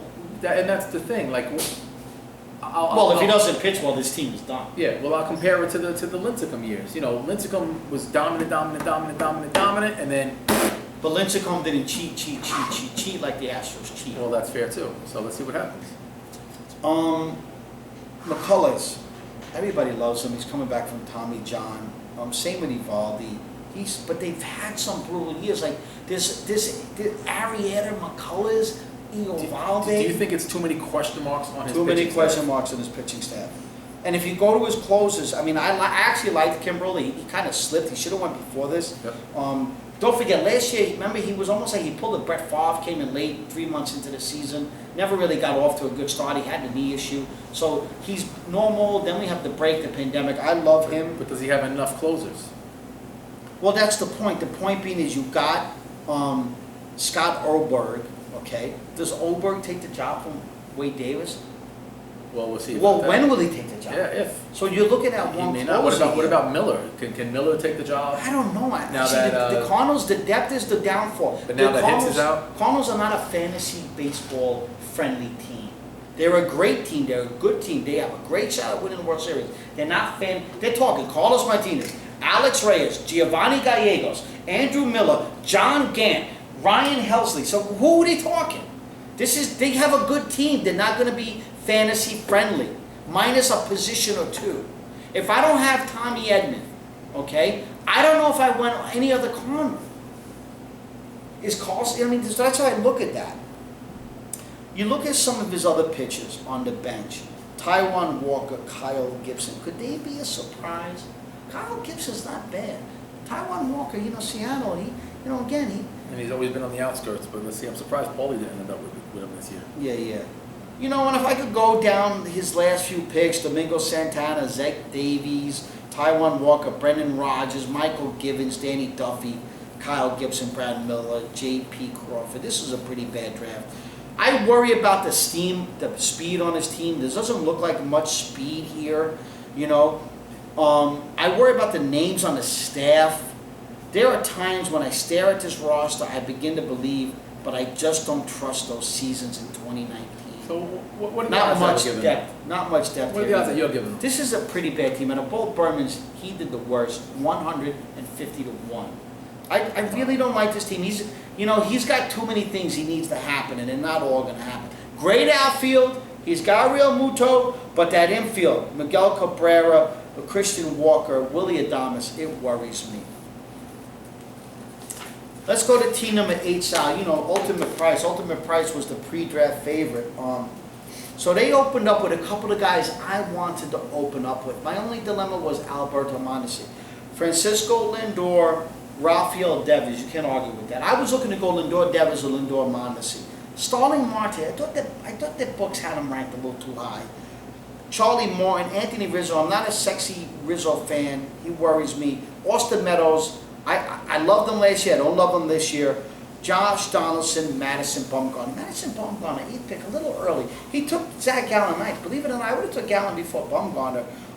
Lindor Devers. But he ended up with both of them, so it's not a total knock. But yeah.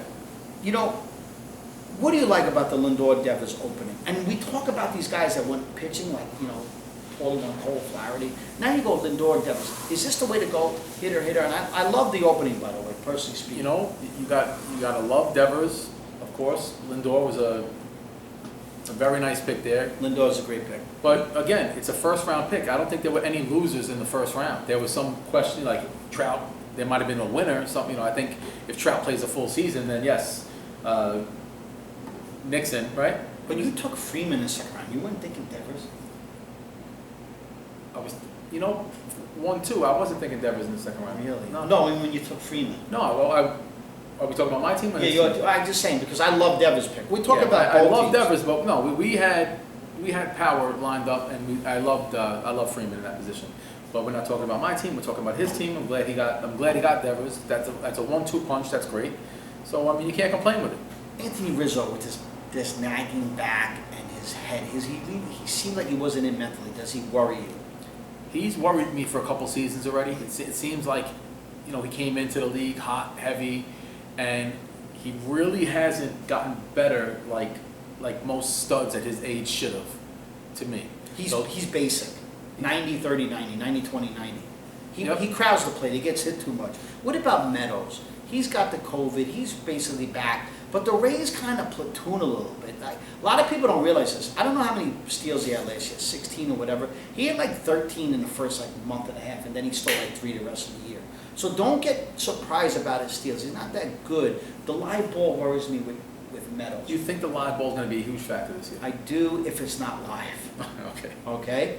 And I think pitchers are going to be a little bit ahead of the batters for a couple of weeks. And a couple of weeks in a 10, 11-week season means a lot. That's fair. He also drafted Daniel Murphy. I think Murphy benefits from the DH, okay? Because I thought he would have playtime issues. So he went in his 9 through 16. That was another guy when I seen him that he was there. I'm like, wow, Murphy, he was a good guy. I was all for Murphy because I thought they were super crowded, going a little young. In a 162-game season before the DH, I was all for him because I love McMahon. And I thought that, you got Brandon Rogers, Garrett Hampson, then you go in the outfit, you got Tapia and Sam Hilliard. I thought Murphy had a chance to be the odd man out and someone that would definitely get traded because they would be out of contention. The DH helps Murphy more than you think. So in 9 through 16, he goes Gallen, Hyunjin Ryu, now in the Blue Jays. Franmil Reyes, why is Franmil Reyes so ranked high? Brandon Lowe, Eduardo Rodriguez, who I like. Andrew McCutcheon, I don't. A.J. Puke, another super overrated prospect. I mean, look at his minor league numbers. The guy, I don't know why everybody loves Puke. Donsby Swanson. Was Franmil Reyes overrated, Sal? I'm not a Franmil Reyes guy. He's a guy that'll never be on my team. So I'm a bad guy to ask, but he ended up on his team. I'm happy he's on his team and not mine. So let's see where he takes him. I mean, I'm not a big fan of him. You know, But that's a personal opinion. currently he has Carter Kaiboom in his utility role. Yep. I mean, he does have guys on his bench like Yoshi Tsugo, Brandon Belt. I think he dropped Belt, Alec Bohm. You know, Yep. Kaiboom I don't like. So McCutcheon is old, and you know, do you see issues here with Reyes being overrated, Kaiboom, McCutcheon? You know what I mean? You know, I don't believe in these guys, especially with the 2019. What do you think about those guys? I'm not officially unsold on Kaiboom. I think he still has a big potential, and he's a guy that can heat up. He's got a Drupal Cabrera right there. I don't think this is the wrong season for him. 60 Well, games. we'll see. And then they also have a DH that they're gonna be running with. But I'm not sold on either one of them. But I think the more upside is Kaboom in that out of the Kaboom Reyes combo. Yeah. Then you look at his closest, Sean Doolittle. You always got to worry about Daniel Hudson. And I wasn't a Doolittle guy because I'm not going to worry about a platoon. I didn't mind Doolittle coming into the year. No, but he I went. didn't mind Tony was ready. Tony's computer froze so many times. Every time he wanted to draft, I tell you, Tony's computer It's didn't not a freeze. computer, it's an iPad. iPad, whatever the fuck he had. He might have had a good team. So you're looking at Sean Doolittle, Tony Watson, Corey Neville. Now, Corey Neville I liked coming into the year. I thought he would downgrade Hader. But now he's got elbow flaring up again. Yep. But I thought Neville would free up Hader to be used anywhere. But now I'm not a Neville fan. So you got Doolittle, Tony Watson, Neville. This is not a good relief situation. Nope, not at all. That's a bad closing situation. I do like Doolittle this year, though, so he's going to have to tighten somebody up around him. What do you think about Watson? I mean, that's not, You know, not a the bad one, too. Giants are without a doubt the worst team in baseball. But, a lot 15 of times. wins maybe? But a lot of times. Okay, so if they win 50 games, how many saves? But that's the thing. So they're going to win. When they win, they're so bad. They're This is going to a win by 1 or 2 lefty points. who's going to get traded. The major leagues have a late trade deadline too. They had to adjust their trade deadline. So again, this is a bad A lot of situation. closers on bad teams will get a lot of saves. They're not- They win by 1 or 2 He points. might get 5 saves. 1 or 2 runs. That's it. Charlie Morton is the anchor. He took Bumgarner and Gallen. Does this Bumgarner Gallen, 2 D-backs in that division with those lineups worry you, especially with the Dodgers, the Padres, and the Rockies? I like the Gallon pick. I do like Gallen better. I would have stood away from Bumgarner. Yeah, that was a tough area. Off your notes. When did he pick Bumgarner? What was the pick? 8th round. He Eighth went round. 8th round Bumgarner, 9th round Gallen. Yeah, I had him a little lower than that, but I had Gallen ahead of Bumgarner. But he sneaks in an Eduardo Rodriguez or Yoni Chirinos. You know what I mean? These are good value picks. I don't like Puke. I don't like Neville's elbow. Kevin Gossman. and you know what? I'm surprised that you're knocking his team so much because you love Yeah. to hang off his balls. This was a part of the draft order where it was Trot Nixon, Robbie Berman, James Yost, Chris Berman, Richie Bean, and then Chris Donnie. This was the most difficult stretch. I want to know what you gave him odds. You know, Chris Berman was teasing me a little bit about where I was slotted, but of all the people that struggled most with their slot was James Yost with the 9th pick. He could not handle it. There's too much to worry about on his team. And I didn't even go into his bench and depth weakness. Other than Paulie, this is going to challenge for last place. James, this is a horrible team, 400 to 1. Whew. And this is the guy that's Very pulling surprised. for I'm very surprised at this draft result. The pre-draft favorite has got one of the worst post-draft odds. Bad team. Bad team. I think Chris was next. Chris Berman. Chris Berman, at number 19, the Beerman Bastards. Now again, we just kept the name Beerman Bastards because he took it over. Because next year they're going to be the Beerman Bastards unless Richard Stockton want to come back, and then we'll approach whatever situation. So this goes to the question: if Chris wins a title this year, it's his title. it's his title, so Yeah. it wouldn't count to both of their together. It would not Hall of Fame count. points. And you make a very good point that I actually didn't think of. See? Well, these are questions that But have to we be do asked. that in the Hall of Fame points. We do separate. Yep. Because then otherwise you'd have to evaluate the bloody 9 situation. But so I'm glad we cleared that up. So he had the 9th pick, and I hated the fact that he was ahead of me because I put guys on the map the previous years a lot of times, so they knew who I wanted. And he went Trey Turner, who obviously should have went earlier, but I wanted him. Fernando Tatis, Manny Machado, Chris Paddock, Trevor Bauer, Gary Sanchez, Max Kepler, Lance Lynn. 1 through 5, I actually adore. I adore 1 through 5. Fernando Tatis, do you worry about the sophomore jinx? Do you worry about the nagging? 2 major surgeries Out already. of all of the big studs from last year, the Guerreros, the Jimenezes, the Tatises, the Biggios, I was the lowest on Tatis coming into this year. The Out of steals all. is what gets people excited. But you can't argue with Trey Turner. But he knew he had to take Trey Turner because I was going to take him.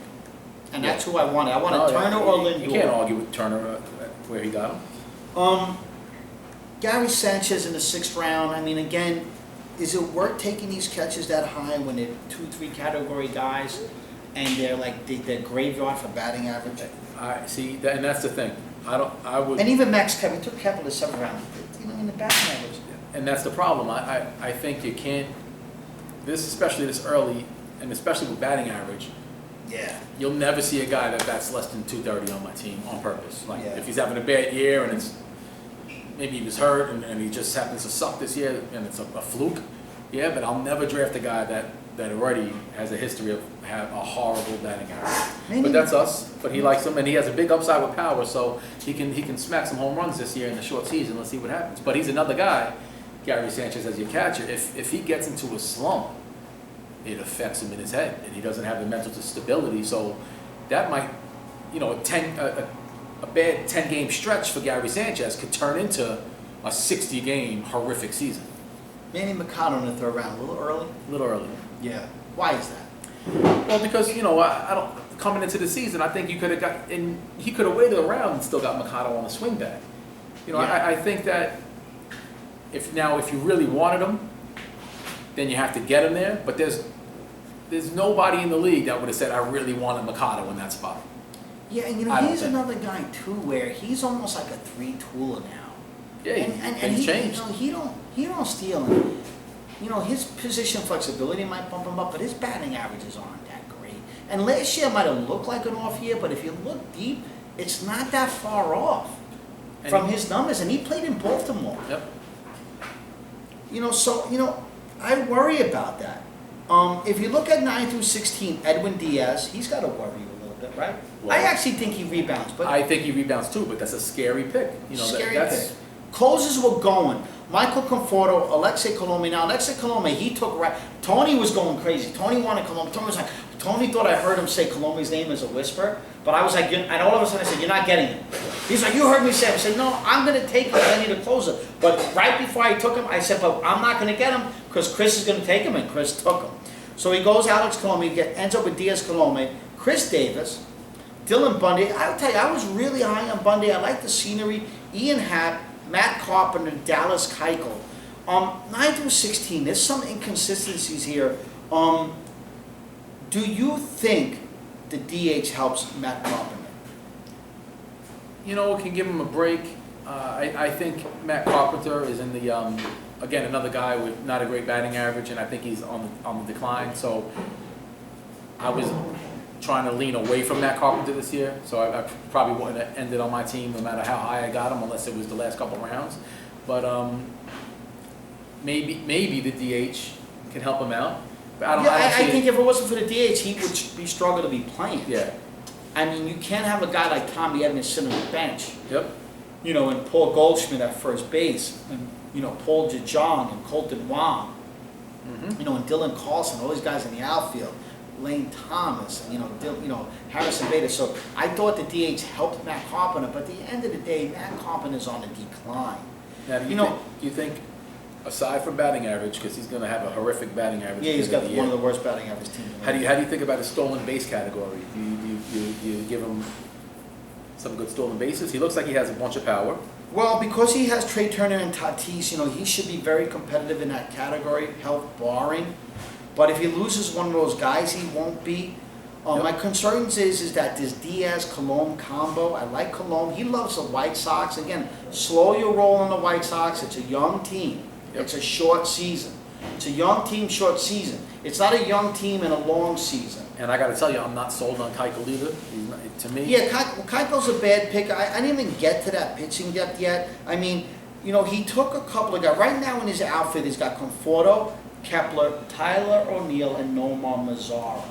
Now, I do think he has Gregory Polanco on the bench. I do think he plays a larger role. Yep. He also has Jose Peraza. He may play a larger role, but how many more chances are you going to give Jose Peraza? Yep. He's got Chris Davis. He's got Alex Dickerson. But don't forget Alex Dickerson. He's not a part of this. So let's look at O'Neill and Mazara real Yep. quick. You know, O'Neill's got guys breathing down his neck. Okay? And then Nomar Mazara, does he turn into a platoon player on that White Sox team? I mean, he may. He started off real well last year. Who knows if the White Sox is going to be a great place for him? But now he's in a lineup that's got a lot of people around him, so he may start to thrive. I know he was supposed to be really good a couple of years ago. He started to kind of get there, but then he's kind of fallen off. So we'll see what happens. And, you know, can you carry this Gary Sanchez, Michael Conforto, Kepler, Mazara, No, you Chris can't. David batting It's average? the worst batting average. Yeah, And could be last place team batting average. oh, could be. I think he's Well, at the I already bottom. said there's someone that's really bad. Okay. And Ian Happ concerns me now because Almora's playing so good, and I thought Happ was a good pick. Let's go to the pitching. You know, Chris Paddock, he passed Paddock up with Bauer. Now, this is another thing, too. With all these guys that took these pitches in the first round, these pitches in the second round, these pitches in the third round, you know, Chris Paddock is right up there with them, and he got him in the fourth round. I got Blake Snell in the fifth round, so why waste all those hitters? Why let those hitters go in the first 2 or 3 rounds when you could have got a Paddock in the fourth round? Yep. Trevor But Bauer. what I do like is he finished it strong. You know, say what you want, but I'm high on Lopez coming into this year for where you got him. So, especially on that White Sox Do team. you trust again, Bauer? Do you trust Trevor Bauer in that ballpark? I trust Bauer. I think he's going to have a monster season. He has a lot of shit to prove. He wants to take it down. He's not a pussy. Yeah. I love that. That he's got balls. He's going to go straight for you. I think he's going to have a good year this year. You talk about the depth, the supporting staff, Lance Lynn, Dylan Bundy, Dallas Keuchel, Renato Lopez, Zach Plesac, Pablo Lopez, Jordan Lyles. Now, I had Lance Lynn last year. I dropped him. All of a sudden, he picked him up. That year, Lance Lynn had. Is that a fluke? Well, he's had years He's like had that years that early, like but that, not right. like lately. Does he have this? Now, the ballpark might be his ballpark, pitcher's ballpark. Do you trust Lynn to repeat that? That was a great year. I don't trust it. Not in the American League over there. But, Okay. no. I Dylan don't trust Bundy going from Baltimore to the Angels. That's I'd like to see scenery change. yep. Dallas Keuchel, Renato Lopez. There's too many People Chicago like see, White you know, Sox. a lot of those young studs, especially the pitchers, when they come up and I they're like supposed to Bundy. be really. I like Bundy too. So Bundy. sometimes that little switch Yeah. can be like a little battery in his I back. like Bundy better and they don't than have Lynn. something to prove. I like Oh, Bundy. Bundy's better than Lynn. Dallas Keuchel, Renato Lopez. Zach, See, I'm Plesac. not high on Keuchel, but I like the Lopez pick. I think that I even I think what I like the Odenya pick. I think that a lot of his team depends on what Edwin Diaz gives him. So what are your odds on this boy Chris's pick? I don't think this team is the sexiest team. I think it's very workmanlike. You know, I do believe in Chris Berman's ability and baseball knowledge. I think there was definitely some thought and wisdom behind this draft. I don't think that CB will need to find himself, he won't find himself too far from contention.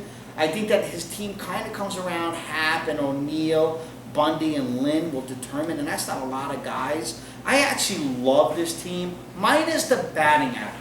Yep. Minus the batting average. I actually think this is a contending team. There are definitely some people that you're going to say, well, the inconsistencies, Lance Lynn, Dylan Bundy, but I think this is a good thing. And so far, this is the 9 team we did. And out of the 9 teams, this is the best odds. Okay. What else? 10 to 1. There you go, Chris. 10 to 1 odds. I actually really think this is a good team. Chris, you have officially been beamed. If he could, and if the AKA batting James average Smith. surprises here, you guys better look out. Okay, you guys better look The out. batting average isn't going to surprise. It's going to be horrible. But I do like it. Edwin Diaz in the batting average. I think he gave him really good odds for Yeah. what I expected, but All right. That's why we play the game. Let's go to number Good 10. luck, Chris. Good luck, Chris. I love your team. Let's go to number 10, the Bean team. Okay, this is me. Okay, and I went Trevor Story, Alberto Mondesi, Ozzie Albies, Castaniura, Blake Snell. Blake Snell in the 5th round was a joke. Kelly Jansen, who I thought was arguably one of the best closers, if not the best one to have.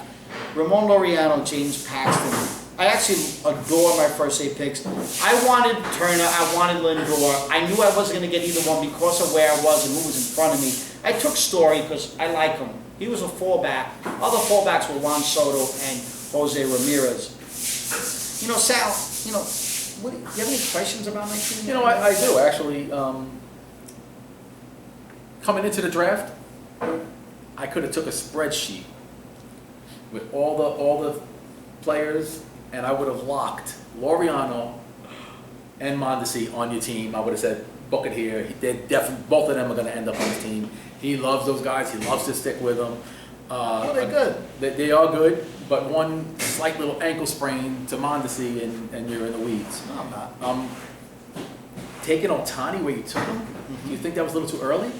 Especially knowing what you know about him, or did you not understand, or did you slack with your prep in the last couple of weeks and But what's not wrong with see? him? Well, you know, he's been delegated to the Sundays, so you're going to pitch him, you're going to hit him. What are you going to do? No, starters are only getting 12 starts a year, so he gets 10. All right, so and you're happy with that? Yes. And do you think it might screw up his rhythm or anything? No, I think it could help him if Well, anything. I know coming from overseas, so and that's I'm not- he was I'm kind of not- on the extra day rest, but I'm not What worried do you think about about that that? this year because the most a starting pitcher is going to get is 10 to 12 starts. So I'm not worried about it. To me, I have him as a pitcher rather than a hitter. That's how I look at it. Now, I do worry more about him coming off Tommy John, okay? But You know- he's had an extra few months to rest. And what I would say, you know, what I'd say you did a really good job was you knew who you wanted, Yes. you knew when to pick them. I actually looked at the total draft and the time slots and how fast Oh, people. did you see that? That's another thing seen CBS that. does. It tells you the It tells you time, how long it quick. took a player to teams to take their play, and you Fast. took only 1 or 2 that overtook over a minute. J.D. Davis and, was and, long. and the rest were over like 15 to 20 seconds. Yeah. But you know what? I think it showed in your final late rounds. Yeah. Because, you know, I thought my late rounds were good. I like the White and I like the Caleb Smith. Bart Garcia, really? Not a big fan. Hosmer, Avisol Garcia, Montgomery. DH helps him. I'm not a big fan of these guys. The Howard, the Lindblom. Yeah, By the way, the Spencer Lindblom, I love Lindblom. to me, probably the worst pick of your draft. Really? Peralta, Mejia, are you kidding me? You were looking for a catcher. What took you so long to think about catching? It was something I really I mean, didn't care about. are you comfortable to come into a season with I'm not Mejia? comfortable with only Mejia, but I was about to take Garver, and Tony had a computer issue, and I don't want to get on that because Garver should be on my team already. He might be on my team still, by the way. Why, you gonna have a restaurant buddy help you out over there? Maybe. There was a couple of guys I really wanted in the draft, and I really wanted them desperately. And the fact that I didn't get any of them. Dobnak. Domnak, don't knock that guy. I mean, Homer Rodon, Bailey. he kills everybody every year. I hate Rodon. And he ended up on his team. But you're talking I know, we're talking about the late couple a picks, 31st round pick here. You're But- talking but- about a 30th round pick. but these What are- about Jake Fraley? You know, What about Matt McGill? What about, guys like that? What about Nico Horner, James Karinchak? I'm not sold. Evan White? You know what I do love? I do love the Mauricio Dubon? I'm not a big fan. I do love the Ozzie Albies pick when you got him. Mm-hmm. I do like the J.D. Davis. Not really my best player available That's at that time. when I was flustered. Yeah. I wanted for Gallen, he was taken, Robles was taken, Henry's computer froze, I was out of my seat. I do like the Evan White pick when you got him because I think he's gonna have a good year. He's gonna slide right in, and he has a ton of upside. I mean, are you comfortable? Yeah, Are you comfortable? I want to know what you feel. Are you comfortable coming into this draft? Were you comfortable leaving this draft?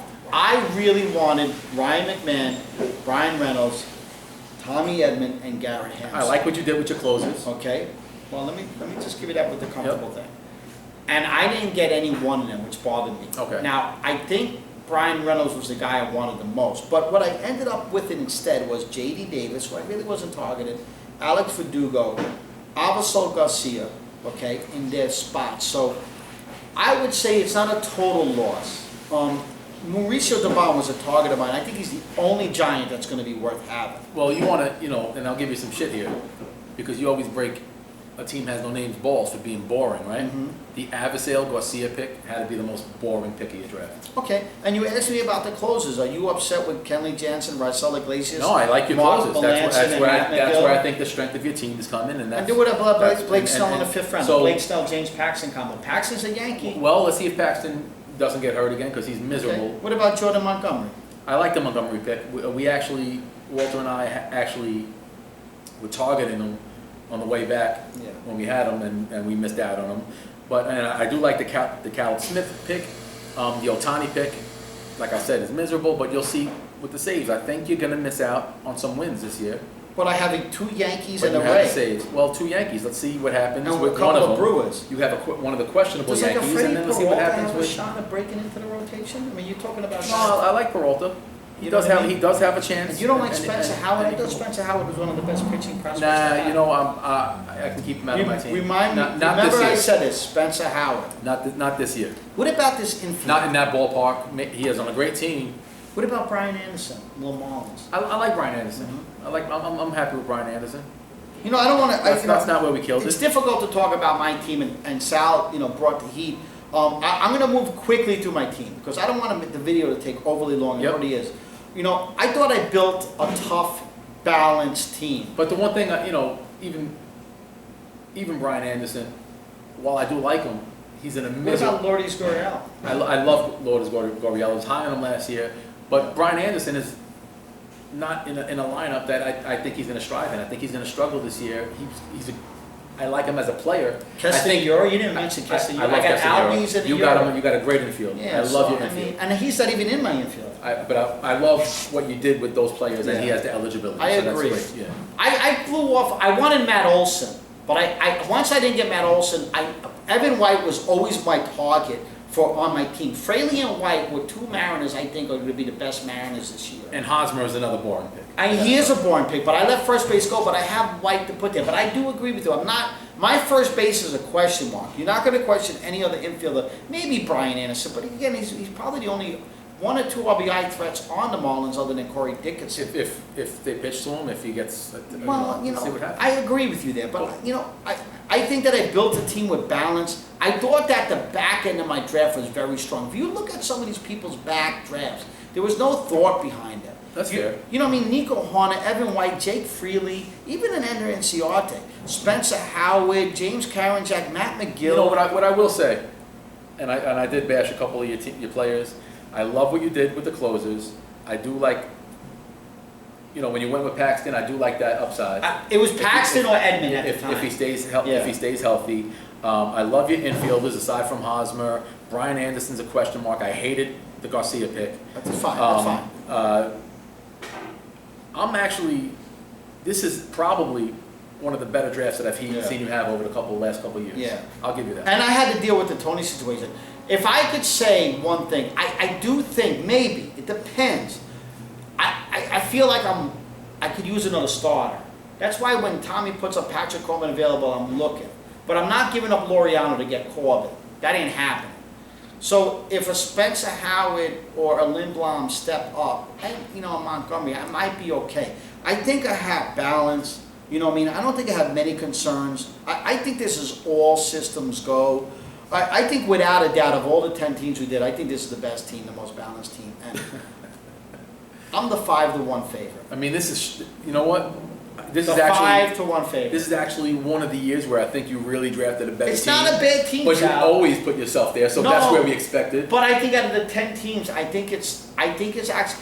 There's guys I don't like. I wasn't a JD Davis guy. Okay. But I can't argue with him. So No, again, he's a hitting machine. if Evan White shows up, it improves his team. So and even what are your odds? 5-1, the favorite. All right. The Bean team, Bean 5-1 team favorite. All right. All right, let's go. Team 11. number 11, the Bloody Nine. Okay, the Bloody Nine is our defending champ, Chris Donnie. Congratulations again. Great year. Yeah, we did a good job, and we did the ceremony and stuff like that. Now, Chris Donnie was another team, the 11th pick. Again, he was after like a crew of crazy drafters. You know, and he went Jose Ramirez, Mike Clevenger. I'm all over Mike Clevenger this year, by the way. Whether I was going to take a pitch in the second round or not is irrelevant. Yep. I'd rather have Blake Snell in the fifth than Clevenger in the second. But Yep. I think Clevenger, without a doubt, can end up being a Cy Young award. And I love him better than Bieber. Lucas Giolito, again, we've seen Giolito Yep. have some mystery moments.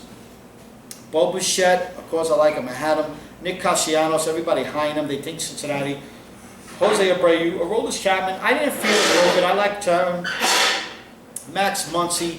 Julio Urias in the ninth pick, I love Julio. That was a great pick. That's But where. again, a great pick. Chris Donnie screwed me a few times, but one thing about Chris Donnie is he's as prepared as you think you are. Yep. You know what I mean? He's as prepared as you think you are.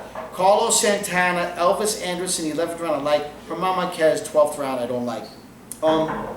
I think rounds 1 through 16, and I could go Luke Weaver, Shogo Akiyama, Justin Upton, Salvi Perez. Now Salvi Perez is not a catcher yet. I think 1 through 16. I can't. This is a great 1 through 16, in my opinion.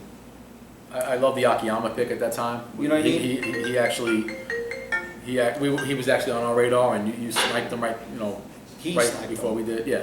You know, he combos Chapman. Obviously, he was looking for closes. Chapman was slipping, so he made the right pick. But he combos Chapman with Hunter Harvey on the Orioles. Now, Hunter Harvey probably closes over Givens, but you don't know that. And how many games? Well, he needs some help with the closes, but every year you come into it, most people need help with closes. So I'm not gonna.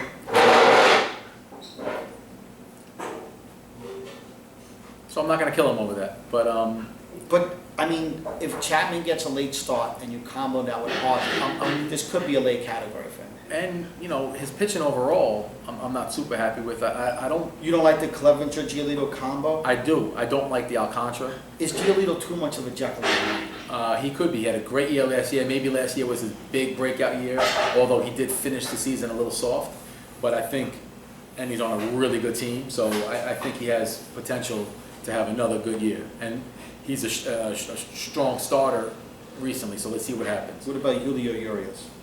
Oh, I love Urias. He was one of the players I wanted so bad. Yep. He was another guy I right think on he's the list. breakout. What disappoints me about the short season is that you're not going to see this guy have this 33 start spectacular year, because I think that in a 162 game season, his season would look so dominant. I wasn't so excited with his Elvis Andrews pick when he got him. I like the Andrews with the Although we got to get some steals. I don't like Marquez because again, that one Colorado 1 inning 9 run start. I think Andrews is going to have a fallback year this year. I just something in me all preseason was telling me this. He started off so well, but then my issues with Bloody Nine are 17 to 33. Now, he goes Monte Harrison, again, a prospect, but Yeah, you got to look at the Harrison numbers in the minor leagues. And again, he plays on a bad ballpark, on a bad offense. Not big on him. Hunter Harvey, Griffin Canning, how's that elbow? Sandy Alcantara, again, a Marlin. UC Kakuki is going to get destroyed. Aaron Hicks, why do people love Aaron Hicks? Don't sleep on. I don't like Kakuki. Sean Murphy, I was going to take Murphy because I needed a catcher. Travis Short, I know you love Short. I did. But what if they don't play in Toronto? I did love Shaw. I think on Toronto is going to be a lot harder for him to get a ton of at-bats. Steven Souza, Julio Teheran, Gio Gonzalez. Souza, horrible. You hear the names I'm saying? Yeah. Tanner Rourke, Josh Reddick, This was Spencer Turnbull, Colin McHugh already opted out. He had a really good first half. Shane Green. Horrible second half of the draft, without a doubt. There is nobody worth mentioning in rounds 17 to 33 other than maybe Monte Harrison or Canning. Okay? But they're red flags. Clevenger, Giolito, and Urias better come through because the rest of the staff looks shaky. And I like. What about Jose Ramirez? I do like the Canning. We've seen Jose Ramirez have good first half, good bad half. Well, is he going to capitalize off of the second half that he had, or not even the second half, the last quarter that he had last year, or is he going to go back? Who knows? I don't think Chris Donnie could overcome this bad second half. I wouldn't have took Ramirez. He's going to be. You know what he's going to end up doing? He's going to end up being over aggressive and try. He's going to start off bad. This is a bad team. Well, the question is somebody going to bail him out with a big trade? It don't matter. I think this is too much to overcome in too short of time to do it. You only got about 12 days left to do it. But he is the champ. So we have to give him that credit and see if he can do a repeat. I don't think one of his top 3 guys, Clevenger, Giolito, Ewers, end up on the team, but let's get to the odds. What do you give him? This is a bad team. Really? Yeah, bad team. I think it's a good team. I don't say it's a bad team. So what are the odds? 400 to 1. 400. That's the One same of odds the you worst- gave was Berman, no? It's one of the, no, it's one of, James Yost. Yost. But the worst team Ultimate so far Price. is Paulie. It's one of the worst teams in Wow. the league. This is a bad team. Okay. It's a bad second half. Bad Let's go. second half. Let's go to team number 12, and this is Thomas Polina Serious Mort, which means like dead serious. Tommy came into, one thing about Tommy was, we got him back into the league, and what I love about it was, he was real serious about it. And the prep and everything, and the focus was dead on. And we talked a lot more in the beginning of the year, but we also, you gotta do that with a grain of salt, because, I don't like to give too much away to him, and he don't like to give too much away to him, but we talk a lot, okay? Plus, we were supposed to do another league together, so there's always that conflict there. He had the 12th pick, and he went Alex Bregman, J.D. Martinez, Whit Merrifield, DJ LeMahieu, Giancarlo Stanton, Mike Moustakas, Marcell Ozuna, Nick Anderson. Now, he was talking J.D. Martinez with me in the beginning, and I knew he was going to go for him, but I kept saying, take him in the second round. So the surprise is Bregman. Now, Bregman to me, I think gets a little underrated, because he does have shortstop. Like, to me, Bregman with his numbers, is it worthy with that pick? This is a 12th pick. I love Bregman. Do you Let's take see what Bregman happens. over Jose Ramirez? Because Chris Donnie took Jose Ramirez. Took hold. See, if I'm in Chris Donnie's position there, I take Bregman. Yeah. So Bregman is a good pick. I like Bregman because he's a shortstop. I'm a big. Yeah. He plays shortstop. He plays third base. I love Bregman. I worried about Bregman in the long season if the Astros were going to get abused, but I don't worry about him now. Did Tommy take too much offense before he took his first pitcher, which was the 8th round Nick Anderson? You know what? I mean, look at the power on this team. That's fair. But what I would say is, and I think Tommy had a plan. Yes, he did. And he wasn't scared to go away from the plan. Yep. So if you've seen the way the pitches were getting taken, and he said, hey, I got to take the best player available, and it seemed to be more offensive guys, I don't blame him for that. That's actually something that Walter and I did, but we'll get to my team soon. I think Tommy's plan didn't change. I think the plan he had in March was the same plan he had now. I don't think so. I think he's seen the No, pitches going I off the disagree board. with you. I think he was thinking offense the whole time. Well, we always think offense the whole time, but I think he did a really good job, and I think where he may have took a better pitcher if a better pitcher was available earlier is where he said I could switch. Yes, who doesn't think offense the whole time? I would have mixed the pitcher in here a little bit, or speed. Him and I were always discussing speed prior to the draft. He was really hot on Villar, and I kept telling him Villar's going to go earlier than you expect. So don't be afraid to take him, because we both said you got to leave the draft with speed and saves. And how do you like the Stanton pick when he got him? You can't argue with the 5th round. I mean, you got to understand the massive power on his team. I'm going to reiterate this: Alex Bregman, J.D. Martinez, Whit Merrifield, DJ LeMahieu, Giancarlo Stanton, Mike Moustakas, Marcell Ozuna. That's the first 7 rounds. You can't. No one's going to tell me that there's a better, powerful team in the league than this team. And I'm not even done yet. Okay. Also, there's a ton of flexibility on this team. DJ LeMahieu, Yep. Whit Merrifield, Kevin Newman, Yep. Alex Bregman, Mike Moustakas. So he could survive some of these worrisome things that concern people with the COVID. You look at his outfield: Giancarlo Stanton, J.D. Martinez, Marcell Ozuna, Shin-Soo Choo. That's pretty powerful. The speed worries me a little bit, because he was so gung-ho on speed. And if there's anything that upsets him, is that he doesn't have someone more powerful than Merrifield, you know what I mean, a little Gene Segura. I think if anything perplexes him, it's like he didn't get the speed guy. That's why I would have took the speed guy in the 3rd round. And Victor Robles was a guy he kept saying, I should have took him, and I should have took him. And I think he should have, because maybe you don't get the Mike Moustakas, maybe you don't get the Marcell Ozuna, but you don't need Marcell Ozuna. Right. I don't want to say there's overkill, but there's never overkill when you have power, because power equals runs and it equals RBI. and it equals tradability. Yep. And the position flexibility will allow him to trade. So I think if Tommy could find a way to take all this power and get another speed guy, or when we go deeper in his team, another starting pitcher, because when you draft this much offense, you obviously lose that angle. Okay? So if you look at his pitching and you see Nick Anderson, Hector Neris, and Brandon Workman, are you satisfied with that trio of closers? I'm not upset with it. I think that's a good trio to go on. Some people don't even have two closers. Yes. So he can definitely, if not, keep them and then trade somebody, or just keep them and do really well in that category. The question is, are you happy with the? I think Workman's the question. Well, he's the question, but are you happy with the Samajas? Are you happy with? Well, let's finish the closer thing first. You know, you don't have to have three great closers, okay? Because Well, that's it's the one thing. category. But if Workman works out, and I don't trust Workman, I never did. If Workman works out here, then I don't think Tommy has any issues so far, because he's got the power, he's got the closers. He's But- lacking a little speed. But if he doesn't work out, You then still have two but closers. he still has two closers. Exactly. And that's why I like the three closer mentality. And this shows me the prep and the plan. I think Tommy was one of the most prepped and planned guys. And he didn't let the 3-month sabbaticals. I think this was planned live. I really do. March 26th, I think it was live. Now let's go to the pitching, okay? Now you're looking at people like Mike Minor, Mike Fultonewicz, Garrett Richards, Anthony DeSclafani, Homer Bailey, Anibal Sanchez, Jeff Samardzija. I mean, it's not the most impressive. I did like Fultonewicz, I did like Garrett Richards, but shouldn't they be your number 4, number 5 guy? Or I number guess, 3 and yeah. number 4 guy? Yep, but when he went power the way he did, that's what you're gonna have to deal with, and you could probably change or trade a power guy for a number 1 soon.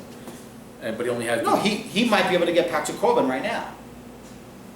Well, that's the thing. So let's see what happens. Who knows? But the only thing is, you only have 2 weeks together.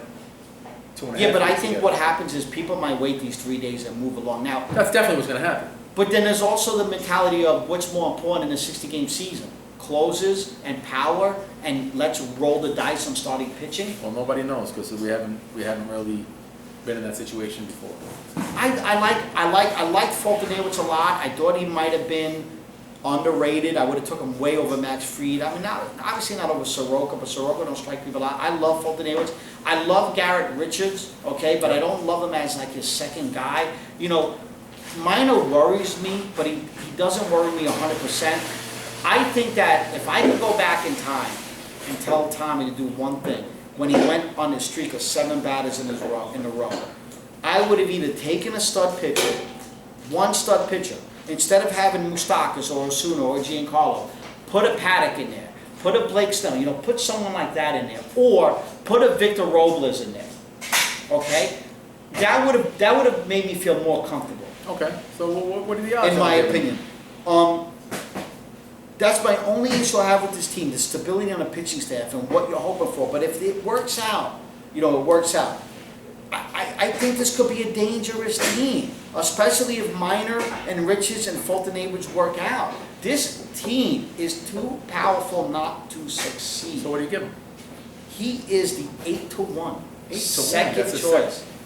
Second choice. Well, and I mean it. Now, and I mean it. Can I 8-1 second choice. Objectivity here? Yes, I do. Are these cousin odds? No, they're not cousin odds. These are based on the only aspect, the only weakness I see is that anchor type starting pitcher. And that also means I don't believe in Minor that much. But Minor's numbers might be anchor light. You may not need that much starting pitching to get through the year. There's some depth issues here. He's got relievers on his bench. Yep. You know what I mean? But sometimes a reliever, you need to plug players in throughout the season. All right, so 8-1. 8-1, second that's choice. pretty good. Good luck. I hope I didn't give him the Malone. Good luck, Tommy. You already know that's why he did it to Maluki. He was dead serious, and he's dead serious. He came out with a good team. Number 13, Tony's Tigers. Tony's Tigers, with one of the most disastrous experiences I've ever had. This is why I keep saying never sit near Tony. Anyway, let's move along with this.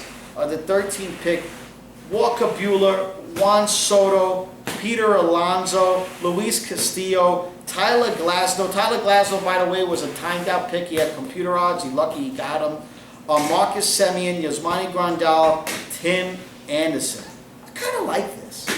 That's a good start. You know what I mean? I mean, other than Grandal, I thought Grandal was a little overrated. I would never put a catcher that high. You know what I mean? Buehler I loved. And obviously not in my piggyback him over stuff, but you're not going to argue. I thought Soto should have won in the first round. Yeah, you know. He had a little red flag. Yeah, but I love Juan Soto. I actually passed on him twice. Yeah. Which is shocking, but we did, and we thought we still went with the guy, with the people. But that's a great value pick for Tony there, because Juan Soto could have very well went first round. Then he goes David Dahl, Mitch Garver. Mitch Garver was another one the computer picked. He didn't want another catch. He's got Grandal. He cost me Jesus Luzardo, who everybody loved, but the red flag and the short season. Jose Leclerc. I loved Jose Leclerc this year. Bounce back. Let me give you some luck, Tony. Luis Arias. I love Luis Arias. Let me give you some luck, Tony. Back in the day, Tommy Polina said that you can't win with two catches. We won that year, so maybe this is your year. Yeah, maybe he Tony. did say that, but I did agree with Tommy. It wasn't worth it. You got lucky that year with Wilson, whatever his name was. Don't compare it to the Trout year. Let's move on for that. We're closed. Sorry. Sorry, I apologize. We closed on Mondays. I'm sorry. Yeah, I'm sorry. My fault. I'm sorry. Why would you scream it? I know, my bad. Why is this door so? ¿Por qué the puertas abre, cabrón? I shut it, and you lock it. Sorry about that, guys. Let's finish this. I'm sorry. Did not expect that. My bad. I locked the door on purpose, and he goes to the other door, No, and he it's comes in and he opens this door. Cabroncito. Should I pause it and start it? No, well, you're gonna have to edit, but you can't do it in the middle. No, whatever. So Luis Arias, I love. Dilson Carlson, I think if he gets the opportunity, you know what I mean? Yep. I like Didi. Didi in the 15th round and Rich Hill in the 16th round. I did like Didi when he got him. Yep. I actually like the first 16 pick. I mean, the thing is that the computer made two picks. Don't ever sit near Tony at the draft. That's all I have to say. All right? I mean, then you look at his Mike Yastrzemski, Daniel Hudson, D. Gordon, Eric Sogard, Matt Shoemaker, Justice Spoke, Kyle Seager, Forrest Whitley. I mean, Yastrzemski is one of those guys sound with that live ball. What do you think about Yastrzemski? I mean, I don't think. See, this is going to that same conversation we're having all day. I don't think Yastrzemski is going to be affected because I don't think the live ball is going to change. I think it's going to be the same ball from last year. People are going to do the same things they're doing. Some people are going to get better. Some people are going to get a little worse. But it's all about who has that hot start. This is a third of a season we're dealing with. Everything's out the window this year. D. Gordon, he picks D. Gordon. I mean, Shed Long's the heir apparent. Yeah, I'm not, but D. Gordon on a small, short year could potentially have some movement for him, give him some speed, and see what happens. Again, I think it was a guy that the computer picked. The computer froze about 4 or 5 times. Paulie and I were helping him out. We had to try to get his computer started. Justin Smoke as one of his corner spots. He's got D. Gordon and Smoke in his infield. That's pretty bad. You his- can't end up with both. Yeah. His outfield right now is Soto, Reyes, Dahl, and Piscotty. Yastrzemski maybe in utility with Didi. It's not the worst offense. Does Dylan Carlson play a role in this team? It's not fun, but I think Does he's Dylan Carlson power. play a role? I don't think he plays a long-term role. I do think that he'll get some playing time, but I don't think he plays enough. And is there a severe speed deficiency on his team I if think Shed yes. Long keeps the job over D. Gordon? I think so. If that Reyes happens, could be out. Victor Reyes could be asleep. if that happens, it's over. But I also think he has some power problems on his team. And Alonso, Soto, Anderson, Didi, etc. could surprise if Carlson, offensively power-wise, it could surprise Buehler, Castillo, Tyler Glasnow, Jesus Luzardo. They look dominant. Even Rich Hill. This looks like a dominant group of pitchers. Well, again, Rich Hill, I like him going to Minnesota. Not as good as where he came from, but this is another guy that gets hurt every year. But is a 60-game season going to benefit him? And Leclerc and Daniel Hudson. Is Daniel Hudson going to get enough saves or share this role or overtake this role to pair up Leclerc? I also like Emilio Pagano. He's like a right-handed hitter, but he won't get saves. But Tony has a chance to have a good ratio in the array. If you look at the stat, Daniel Hudson, Jose Leclerc, Emilio Pagano, Walker Buehler, Luis Castillo, Tyler Glasnow. I love the glass now. You know what I mean? Even Ty Buttrey and Tyler Duffy. That was great value at that time. The problem with Tony is his stamina at these drafts, okay? And is he going to manage his team in season? I mean, you guys know the texts I send you. You know, he didn't have his phone prepped. He didn't have nothing prepped. I mean, am I wasting my time? He could have had a really good team. You know, you take 2 catches in the top 10 picks, you can't. That 10th slot could have been on someone so valuable. That's fair. If you go back and look at the players picked in the 10th, 11th, 12th, 13th rounds, think of you could have had there. Now you're forced to try to trade one of these guys. You know what I mean? Well, you need a catcher, so maybe he trades him to you. You know, and then, you know, the live setting, I think, would have helped him as opposed to the online draft. But at the end of the day, What are the odds? I want to hear. 50 to 1. I'm going to give You know what? Tony You're giving him 50 better odds to 1. This team his draft looked more disastrous than it was. He made a lot of moves already. You know, 50 to 1 is nothing to brag about because I think he's strong in some pitching categories like ERA. I worry about his innings. He's going to get the innings. I worry about his wins. But don't be surprised if this guy's up there in ERA and ratio and then the offense mixes in a little bit. Yep. But 50 to 1 ain't bad. That's team 13. That's a good. Let's go to team 14. Let me see this thing, Sal, this battery. Yep, take your time. Oh my God, it's on empty.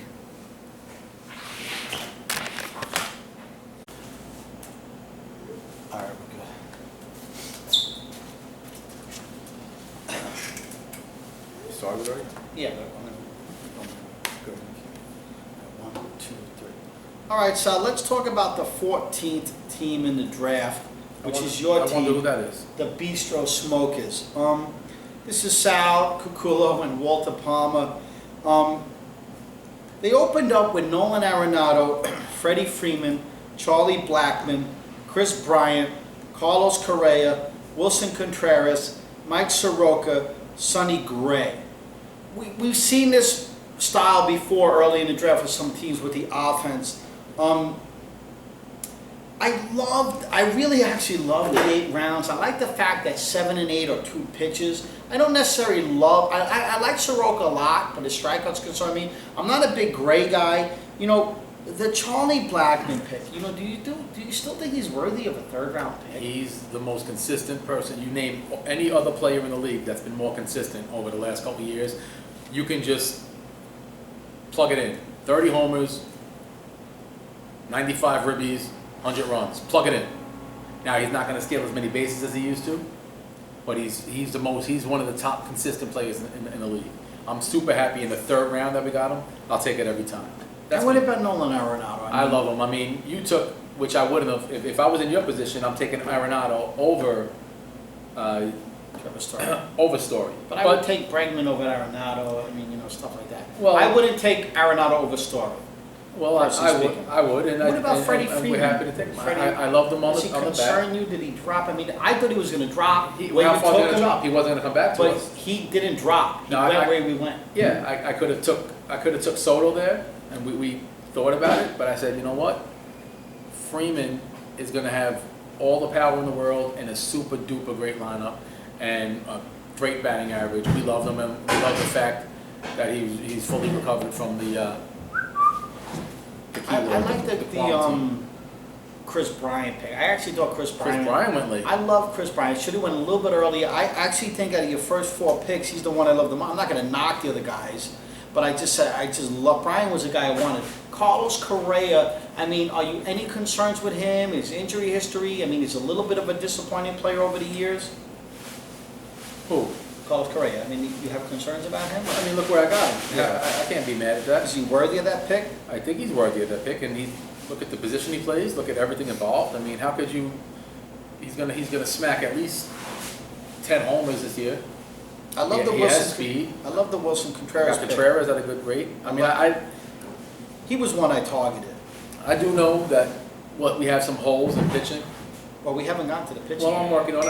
I know where you're gonna go. No, but you don't know yet. But I love our offense. Okay. And we have pitching that I think is gonna sneak up on people. Let's talk about this 9 through 16. Matt Boyd, Yeah. Malik Smith, who was overrated this year, Carlos Martinez. We don't know what. I love Martinez, but we don't know what scenario he's going to have, what place he's going to be put in. He's gonna be a starting pitcher. Scott Kingery was one of the guys I targeted. Position flexibility. Nick Senzel, this is Nick Senzel's, the last chance I think fantasy-wise.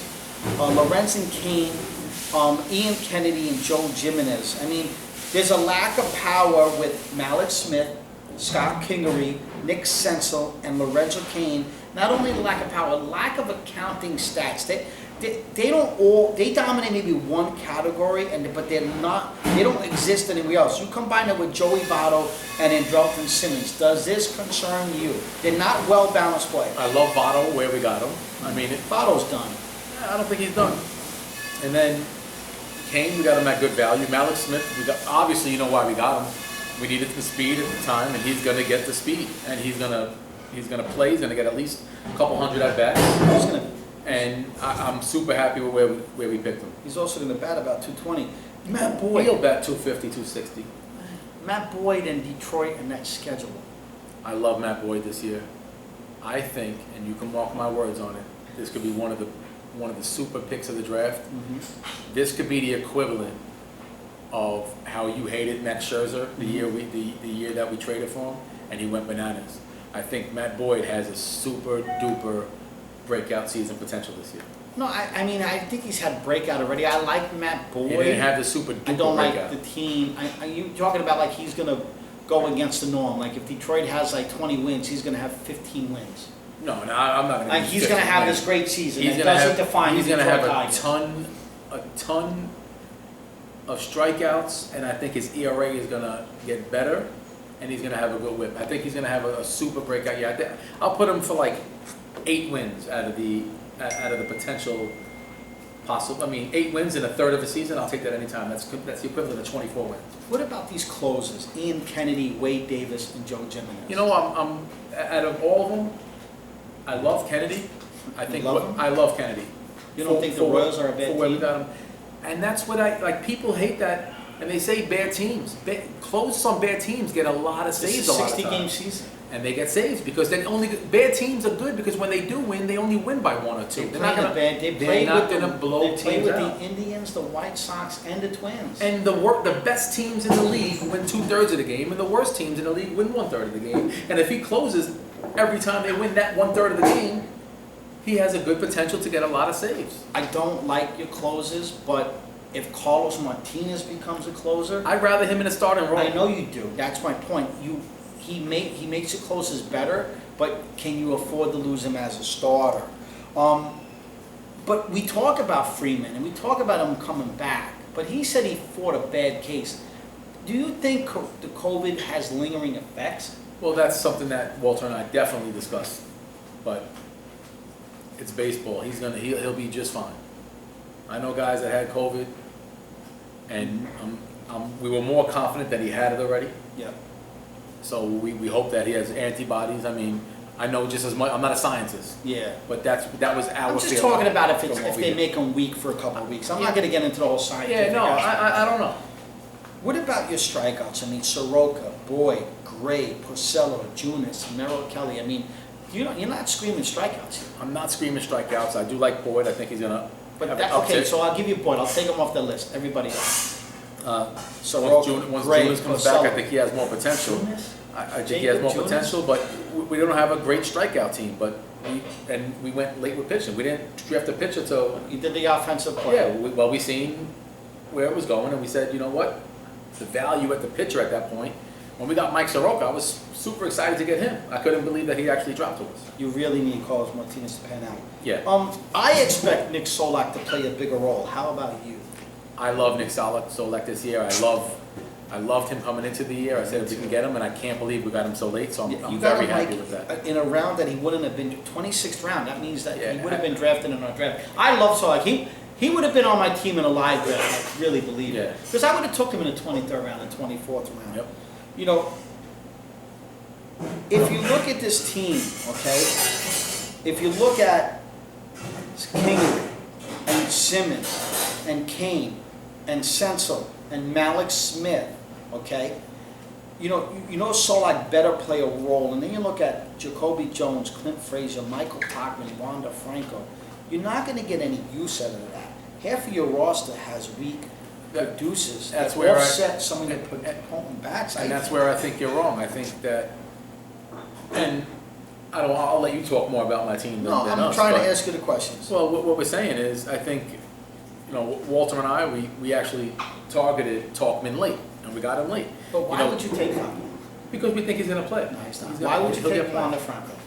Because we're hoping he comes up, and if He's when he not comes coming up, we'll see. He's not coming. You say that every year, and then the guys that you don't expect to come up, they come up. What about Matt Manning? How about Longoria with the 30th But pick he's of on the the draft? worst team in baseball. But who cares? He's still Longoria. But he's in your not starting horrible. lineup. That's the problem. But I have other guys that we can sneak in. I can put Al Farrow. He's in the starting lineup now. But he's a catcher, which I wouldn't mind having. Frazier, Clint Frazier. I mean, you're not going to get many at bats. I think we'll get some at bats from him. And then one injury. You've seen what happened to the Yankees last year. Nick Birdie, Jacoby Jones. Nick Birdie was our last pick. I put him on. I actually put him in, and I like his potential. Walter and I discussed, and we actually put one guy in the queue. Okay. After our 32nd pick, we Just put in one case. guy in the queue, Okay. which was Birdie, knowing that nobody else in the league was going to take him. Just in case. So we put him in the queue, and we got him. So, and we think he's going to potentially be the closer this year. Yeah, well, I mean, I struggle with the makeup of this roster. I mean, I just think there's too many dead picks. Clint Frazier, Wanda Franco, you know what I mean? Michael Tachman, Brendan McKay, Nick Birdie, Matt Manning, Jacoby Jones. I don't think you could expect much from these guys. I think there's a little too many weak. They're good players. They should be in starting fantasy teams, but there's too many of them on this one team that just are weak players like Simmons and Kingery, and Kane and Sensel.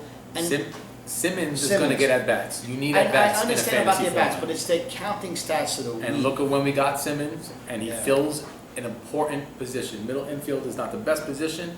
He fills an important position. I think we're super happy with where we got him, and he's going to start. He has no threats. He's going to get well over 200 at bats this year. I think he's a lock to start on most teams if they need a middle infield. When we had the sabbatical, and I had to start soliciting teams because we were beginning discussions when the 60 games. I was very surprised that Sal might have been a little hesitant. He was like, I don't know if I want to do it. And, I worried about teams that would kind of like dismiss this year, you know what I mean, and get out of it, get away from it. I don't want to say blow it up, but I will say kind of blow it off. And I think that this roster looks like an ownership group that somewhat dismissed this year or blew off the season. I get where you're coming from, but let me tell you something. The amount of prep that we put in before the original draft, and That's then 3 months, 4 months ago. the 3 months, 4 months. I mean, You can't just pick up the book and be like, this is what we It's did not a 3 or 4 book. months ago. it's riding a bike. I We know. know players, we know baseball, we have knowledge. That's all we needed. I'm super happy that you actually. I Yeah. think you're crushing my team because I don't know. You say we had this, and then I'm crushing your team. You're killing the last end of my draft, which Yeah. they're probably not even going to play. Yeah, I mean, I'll just go ahead and give the odds. I mean, the worst odds I gave so far was 600 to 1 MVP. These are the second worst odds, and I gave a couple of 400 to 1s. This is a 500 to 1 team. I know Sal might be happy and Walter might be happy, but this is a bad team. The last time he This is gave us bad team. 1,000 to 1 odds, we won the championship. Yeah. So I'll take it, but it is what it is. I mean, Joey Votto, Rick Porcello, Wade How is Davis, Joey Votto a bad pick? He's not going to be on the team. Frazier, Joey Mike Votto is Topin. not going to play this year. I'm surprised he didn't make any moves last night. Just straighten out some guys. We don't have to straighten anything out. Yeah. We're fine. We'll get the guys in the next coming weeks. This is a bad team. Votto won't be on a team this year. He's The not gonna wedding hit. Votto's not going to hit 300 this year. I tell you too, between MVP, Bloody Nine, and Bistro Smokers, the 3 wedding buddies might be challenging for last, next to last, and second to next to last. We'll see. Whatever you call them. Maybe the cousins are being at the bottom. The cousins right now are the 1 and 2 favorites. Well, we'll see. All right, let's go to the final team, the 15th team, 24 home run. This is Anthony DeRue and Chris Donnie. You know, I kind of enjoyed it when they got picked for 15th, last pick of the draft. Well, I'd rather pick 15th than 14th. Yeah, of course. And then like the whole Chris Pacone. And if I said Chris Donnie as an owner, I'm sorry. It's Anthony DeRue and Chris Pacone. Chris Pacone was like a negative Nancy the whole time. This season's gonna suck. You know what I mean? This is a waste. We shouldn't do it. We don't know if we want to do the league. The whole thing, all that stuff. Excuse me for the noise. I apologize. They opened up with Anthony Rendon, Max Scherzer, Matt Olson, Josh Hader, Kirby Yates, Matt Chapman, Joey Gallo, Corey Seager. And Rendon, Anthony Rendon, I mean, he got the contract. Do you see a drop-off? I like Rendon, but let's see how he does in LA. Let's see if the change of scenery helps or hurts him. I'm not a fan of guys that get that big contract. I know you're not. My question Just is... a little bit of a step back. I'm not saying they have a disaster. Do you think that he reached for Matt Olson? No, I love Matt Olson. I thought Matt Olson was early 4th round. So, in essence, based on their pick, this is almost like their 4th round anyway. Okay. Because they had back-to-back. And they go Josh Hader, Kirby Yates. I mean, you could argue that nobody has a better combo than Hader-Yates. Now, this is when I always talk about their hired help. I'm talking about the guys that they were so negative once we organized or solicited the 60-game season that a lot of the professionals, the hired help out there, they were saying relief is more important this year than starting pitching. Now, I disagreed with them, obviously, because everybody has these theories, but at the end of the day, you need starting pitching. But this tells me, because they never go for relievers like this. Yep. All right? So somebody told them, get relief. Get relief, okay? So, you can't argue with Josh Hader and Kirby Yates. And Max Scherzer early on with that. As their second pick, which Think so? yeah. You want to shut it and start over? Yeah, I He's actually done any second. don't. Yeah. All right, guys, just don't worry about it. Someone's cleaning pots, so, amigo, un minuto, nada más, suave. Anyway, let's get back to this, okay? He should be washing the dishes, helping out from MVP. I don't know if you ever did that. I did do the dishes. All right. I'm sorry, guys. We bumbled and stumbled this video but we surprised everybody. Let's go back. I love Matt Olson, by the way. Matt Chapman, Joey Gallo, Corey Seager. I mean, Joey Gallo, what if this ballpark is big? I don't like Joey Gallo in this position. I don't like his batting average. He should smack a ton of home runs. So let's see. What if the arena's big, the stadium's It's big? supposed to be big in center field. So we'll see. But he has power. Sometimes there's no stadium that can hold a Joey Gallo hit ball. I'm not a big fan of his average. You know what concerns me about this team? There's zero speed on this team. I mean, where are you going to get some speed from? Adam Eaton? Well, You talked about speed before. This is the worst speed team. There's yeah, nobody here. Sometimes you don't really.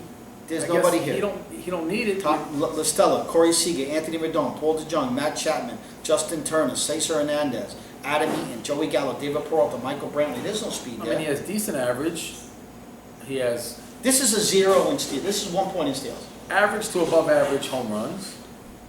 He has a ton of guys that are going to get a ton of at bats. I like what he's doing. You wasted a pick on Cole Hamels, right? Well, let's see what happens. It seems like a waste of a pick, but we'll see. Are there batting average concerns on his team with Chapman and Gallo and Cesar Hernandez and Tommy LaStella and even a Matt Olson? Well, and even Darno. But he does have a couple of guys like. But he has guys that can hit. Justin Turner. Yeah. I mean, I think that it'll balance it out. He'll be average to slightly below average in average. Stolen bases he needs help with, but he has a good amount of power, good amount of ribbies, he has everything else. I mean, ton of at bats. The more at bats equal to live stats. Let's look at this supporting cast pitching wise. Jake Odorizzi, Okay. J.A. Happ, Marcus Stroman, Joey Lucchese, Ross Stripling, Michael Walker, Kwang Han-Young Kim. Now, supporting cast to Scherzer, Yates, and Hader, which is dominant. Now, Odorizzi, Happ, Stroman, Uklazy, Stripling, Walker, Kwang, Hun, Young, Kim. What do you feel about that? Enough strikeouts here? Is there enough wins here? I mean, he does have some winning pitchers on winning teams. Right. You know, I think he might be lacking a little bit in the strikeouts, but I do like what he did with the pitching. So as an overall look at his team, I'm actually, and you can never count them out, and my opinion is not going to mean anything to them. Neither is yours, clearly. But well, I did say a couple of years ago they're going to go on a streak and not win in a long time, but they won it that year, but they came in last year. This is the defending last place team. So did they finish last? Yeah, they finished last, right? Mink, yeah. So I don't know about Odorizzi. I think they can, you know, and that's the other thing. When a team like 24 home run finishes last, you could be damn well they're not going to finish towards the bottom this year. I worry about the Twins a little bit because last year was such a good year for them. You know, you keep saying that, but the Twins, they got grit, they got talent. I know they have grit. It's 60 I know, games. but we're talking about Odorizzi here. Like, he doesn't pitch a lot of innings. For the innings he pitched, he had good numbers, especially wins. So everything's got to work out for you to get wins when you don't pitch a lot. When you're like a 5-inning, 6-inning guy, that means the bullpen is good. So again, bullpens are inconsistent. Now, they might get lucky with Ross Stripling because he seems like the guy that's going to take over for Price, and he plays on the right team. But J.A. Happ, if Severino was around and Domingo Germán, Jordan Montgomery's in the rotation. J.A. Happ is not. Right. So, I mean, you're lucky what happened. Happ just throws pus out there. And that division is going to smack him around. Stroman, you know, they better score runs. The Mets better score runs. For someone like Stroman is not going to be the best pitcher. The Mets don't play good defense. This is a ground ball guy. I actually like Kwang Hung Kim. You know what I mean? And he's on a good team, so I think he'll be. I think he plays a larger role. I mean, then you look at the bench: Ryan Presley, Ryan Stanek, C.J. Cron. C.J. Cron and Jonathan Scoop and Hansel Abato on his bench. I actually think those guys should be in his lineup. I think they play a bigger role. I'm Cesar Hernandez, I don't like. Tommy La Stella, I don't like. How about the Seth Lugo pick? You know, but what does he do for them? Yeah. I like Lugo, but what does he do for them? That's what I mean. They have a lot of relievers on his team, which means to tell me their hired help told them emphasize relief. Hired help. Hired help. Okay. Hired help. Hired help. There's a lot to like about this team, especially if Gallo and Rendon perform. Okay? Their lack of steals is alarming. I think Rendon's going to have a great year. I know you don't like guys with a new contract. My only question is how does he do in the new team? But I think when they get the money, they slack off. If something happens, a nagging injury. I mean, I worry about this staff. This could be a formidable staff. This could be a formidable team if the staff works out. But I just don't see it. I'm going to go against it. But their odds aren't that bad. I'm going to give them 50-1. I'm going to err on the side of their experience and their resume. But this staff looks like something that could be unrecoverable. I think there's going to be some guys that get beat around on this pitching staff. But 50-1 is the middle of the pack. You know, they're nowhere near a contender. That's my opinion about it. all right. Well, so you gave him better odds than I thought, as you well. You usually try to crush them a little more. All right, so, well, you know, we did the video, you know, a couple of glitches here and there. You know, like always, I thank you so much. You know, No, thank you. You kidding me?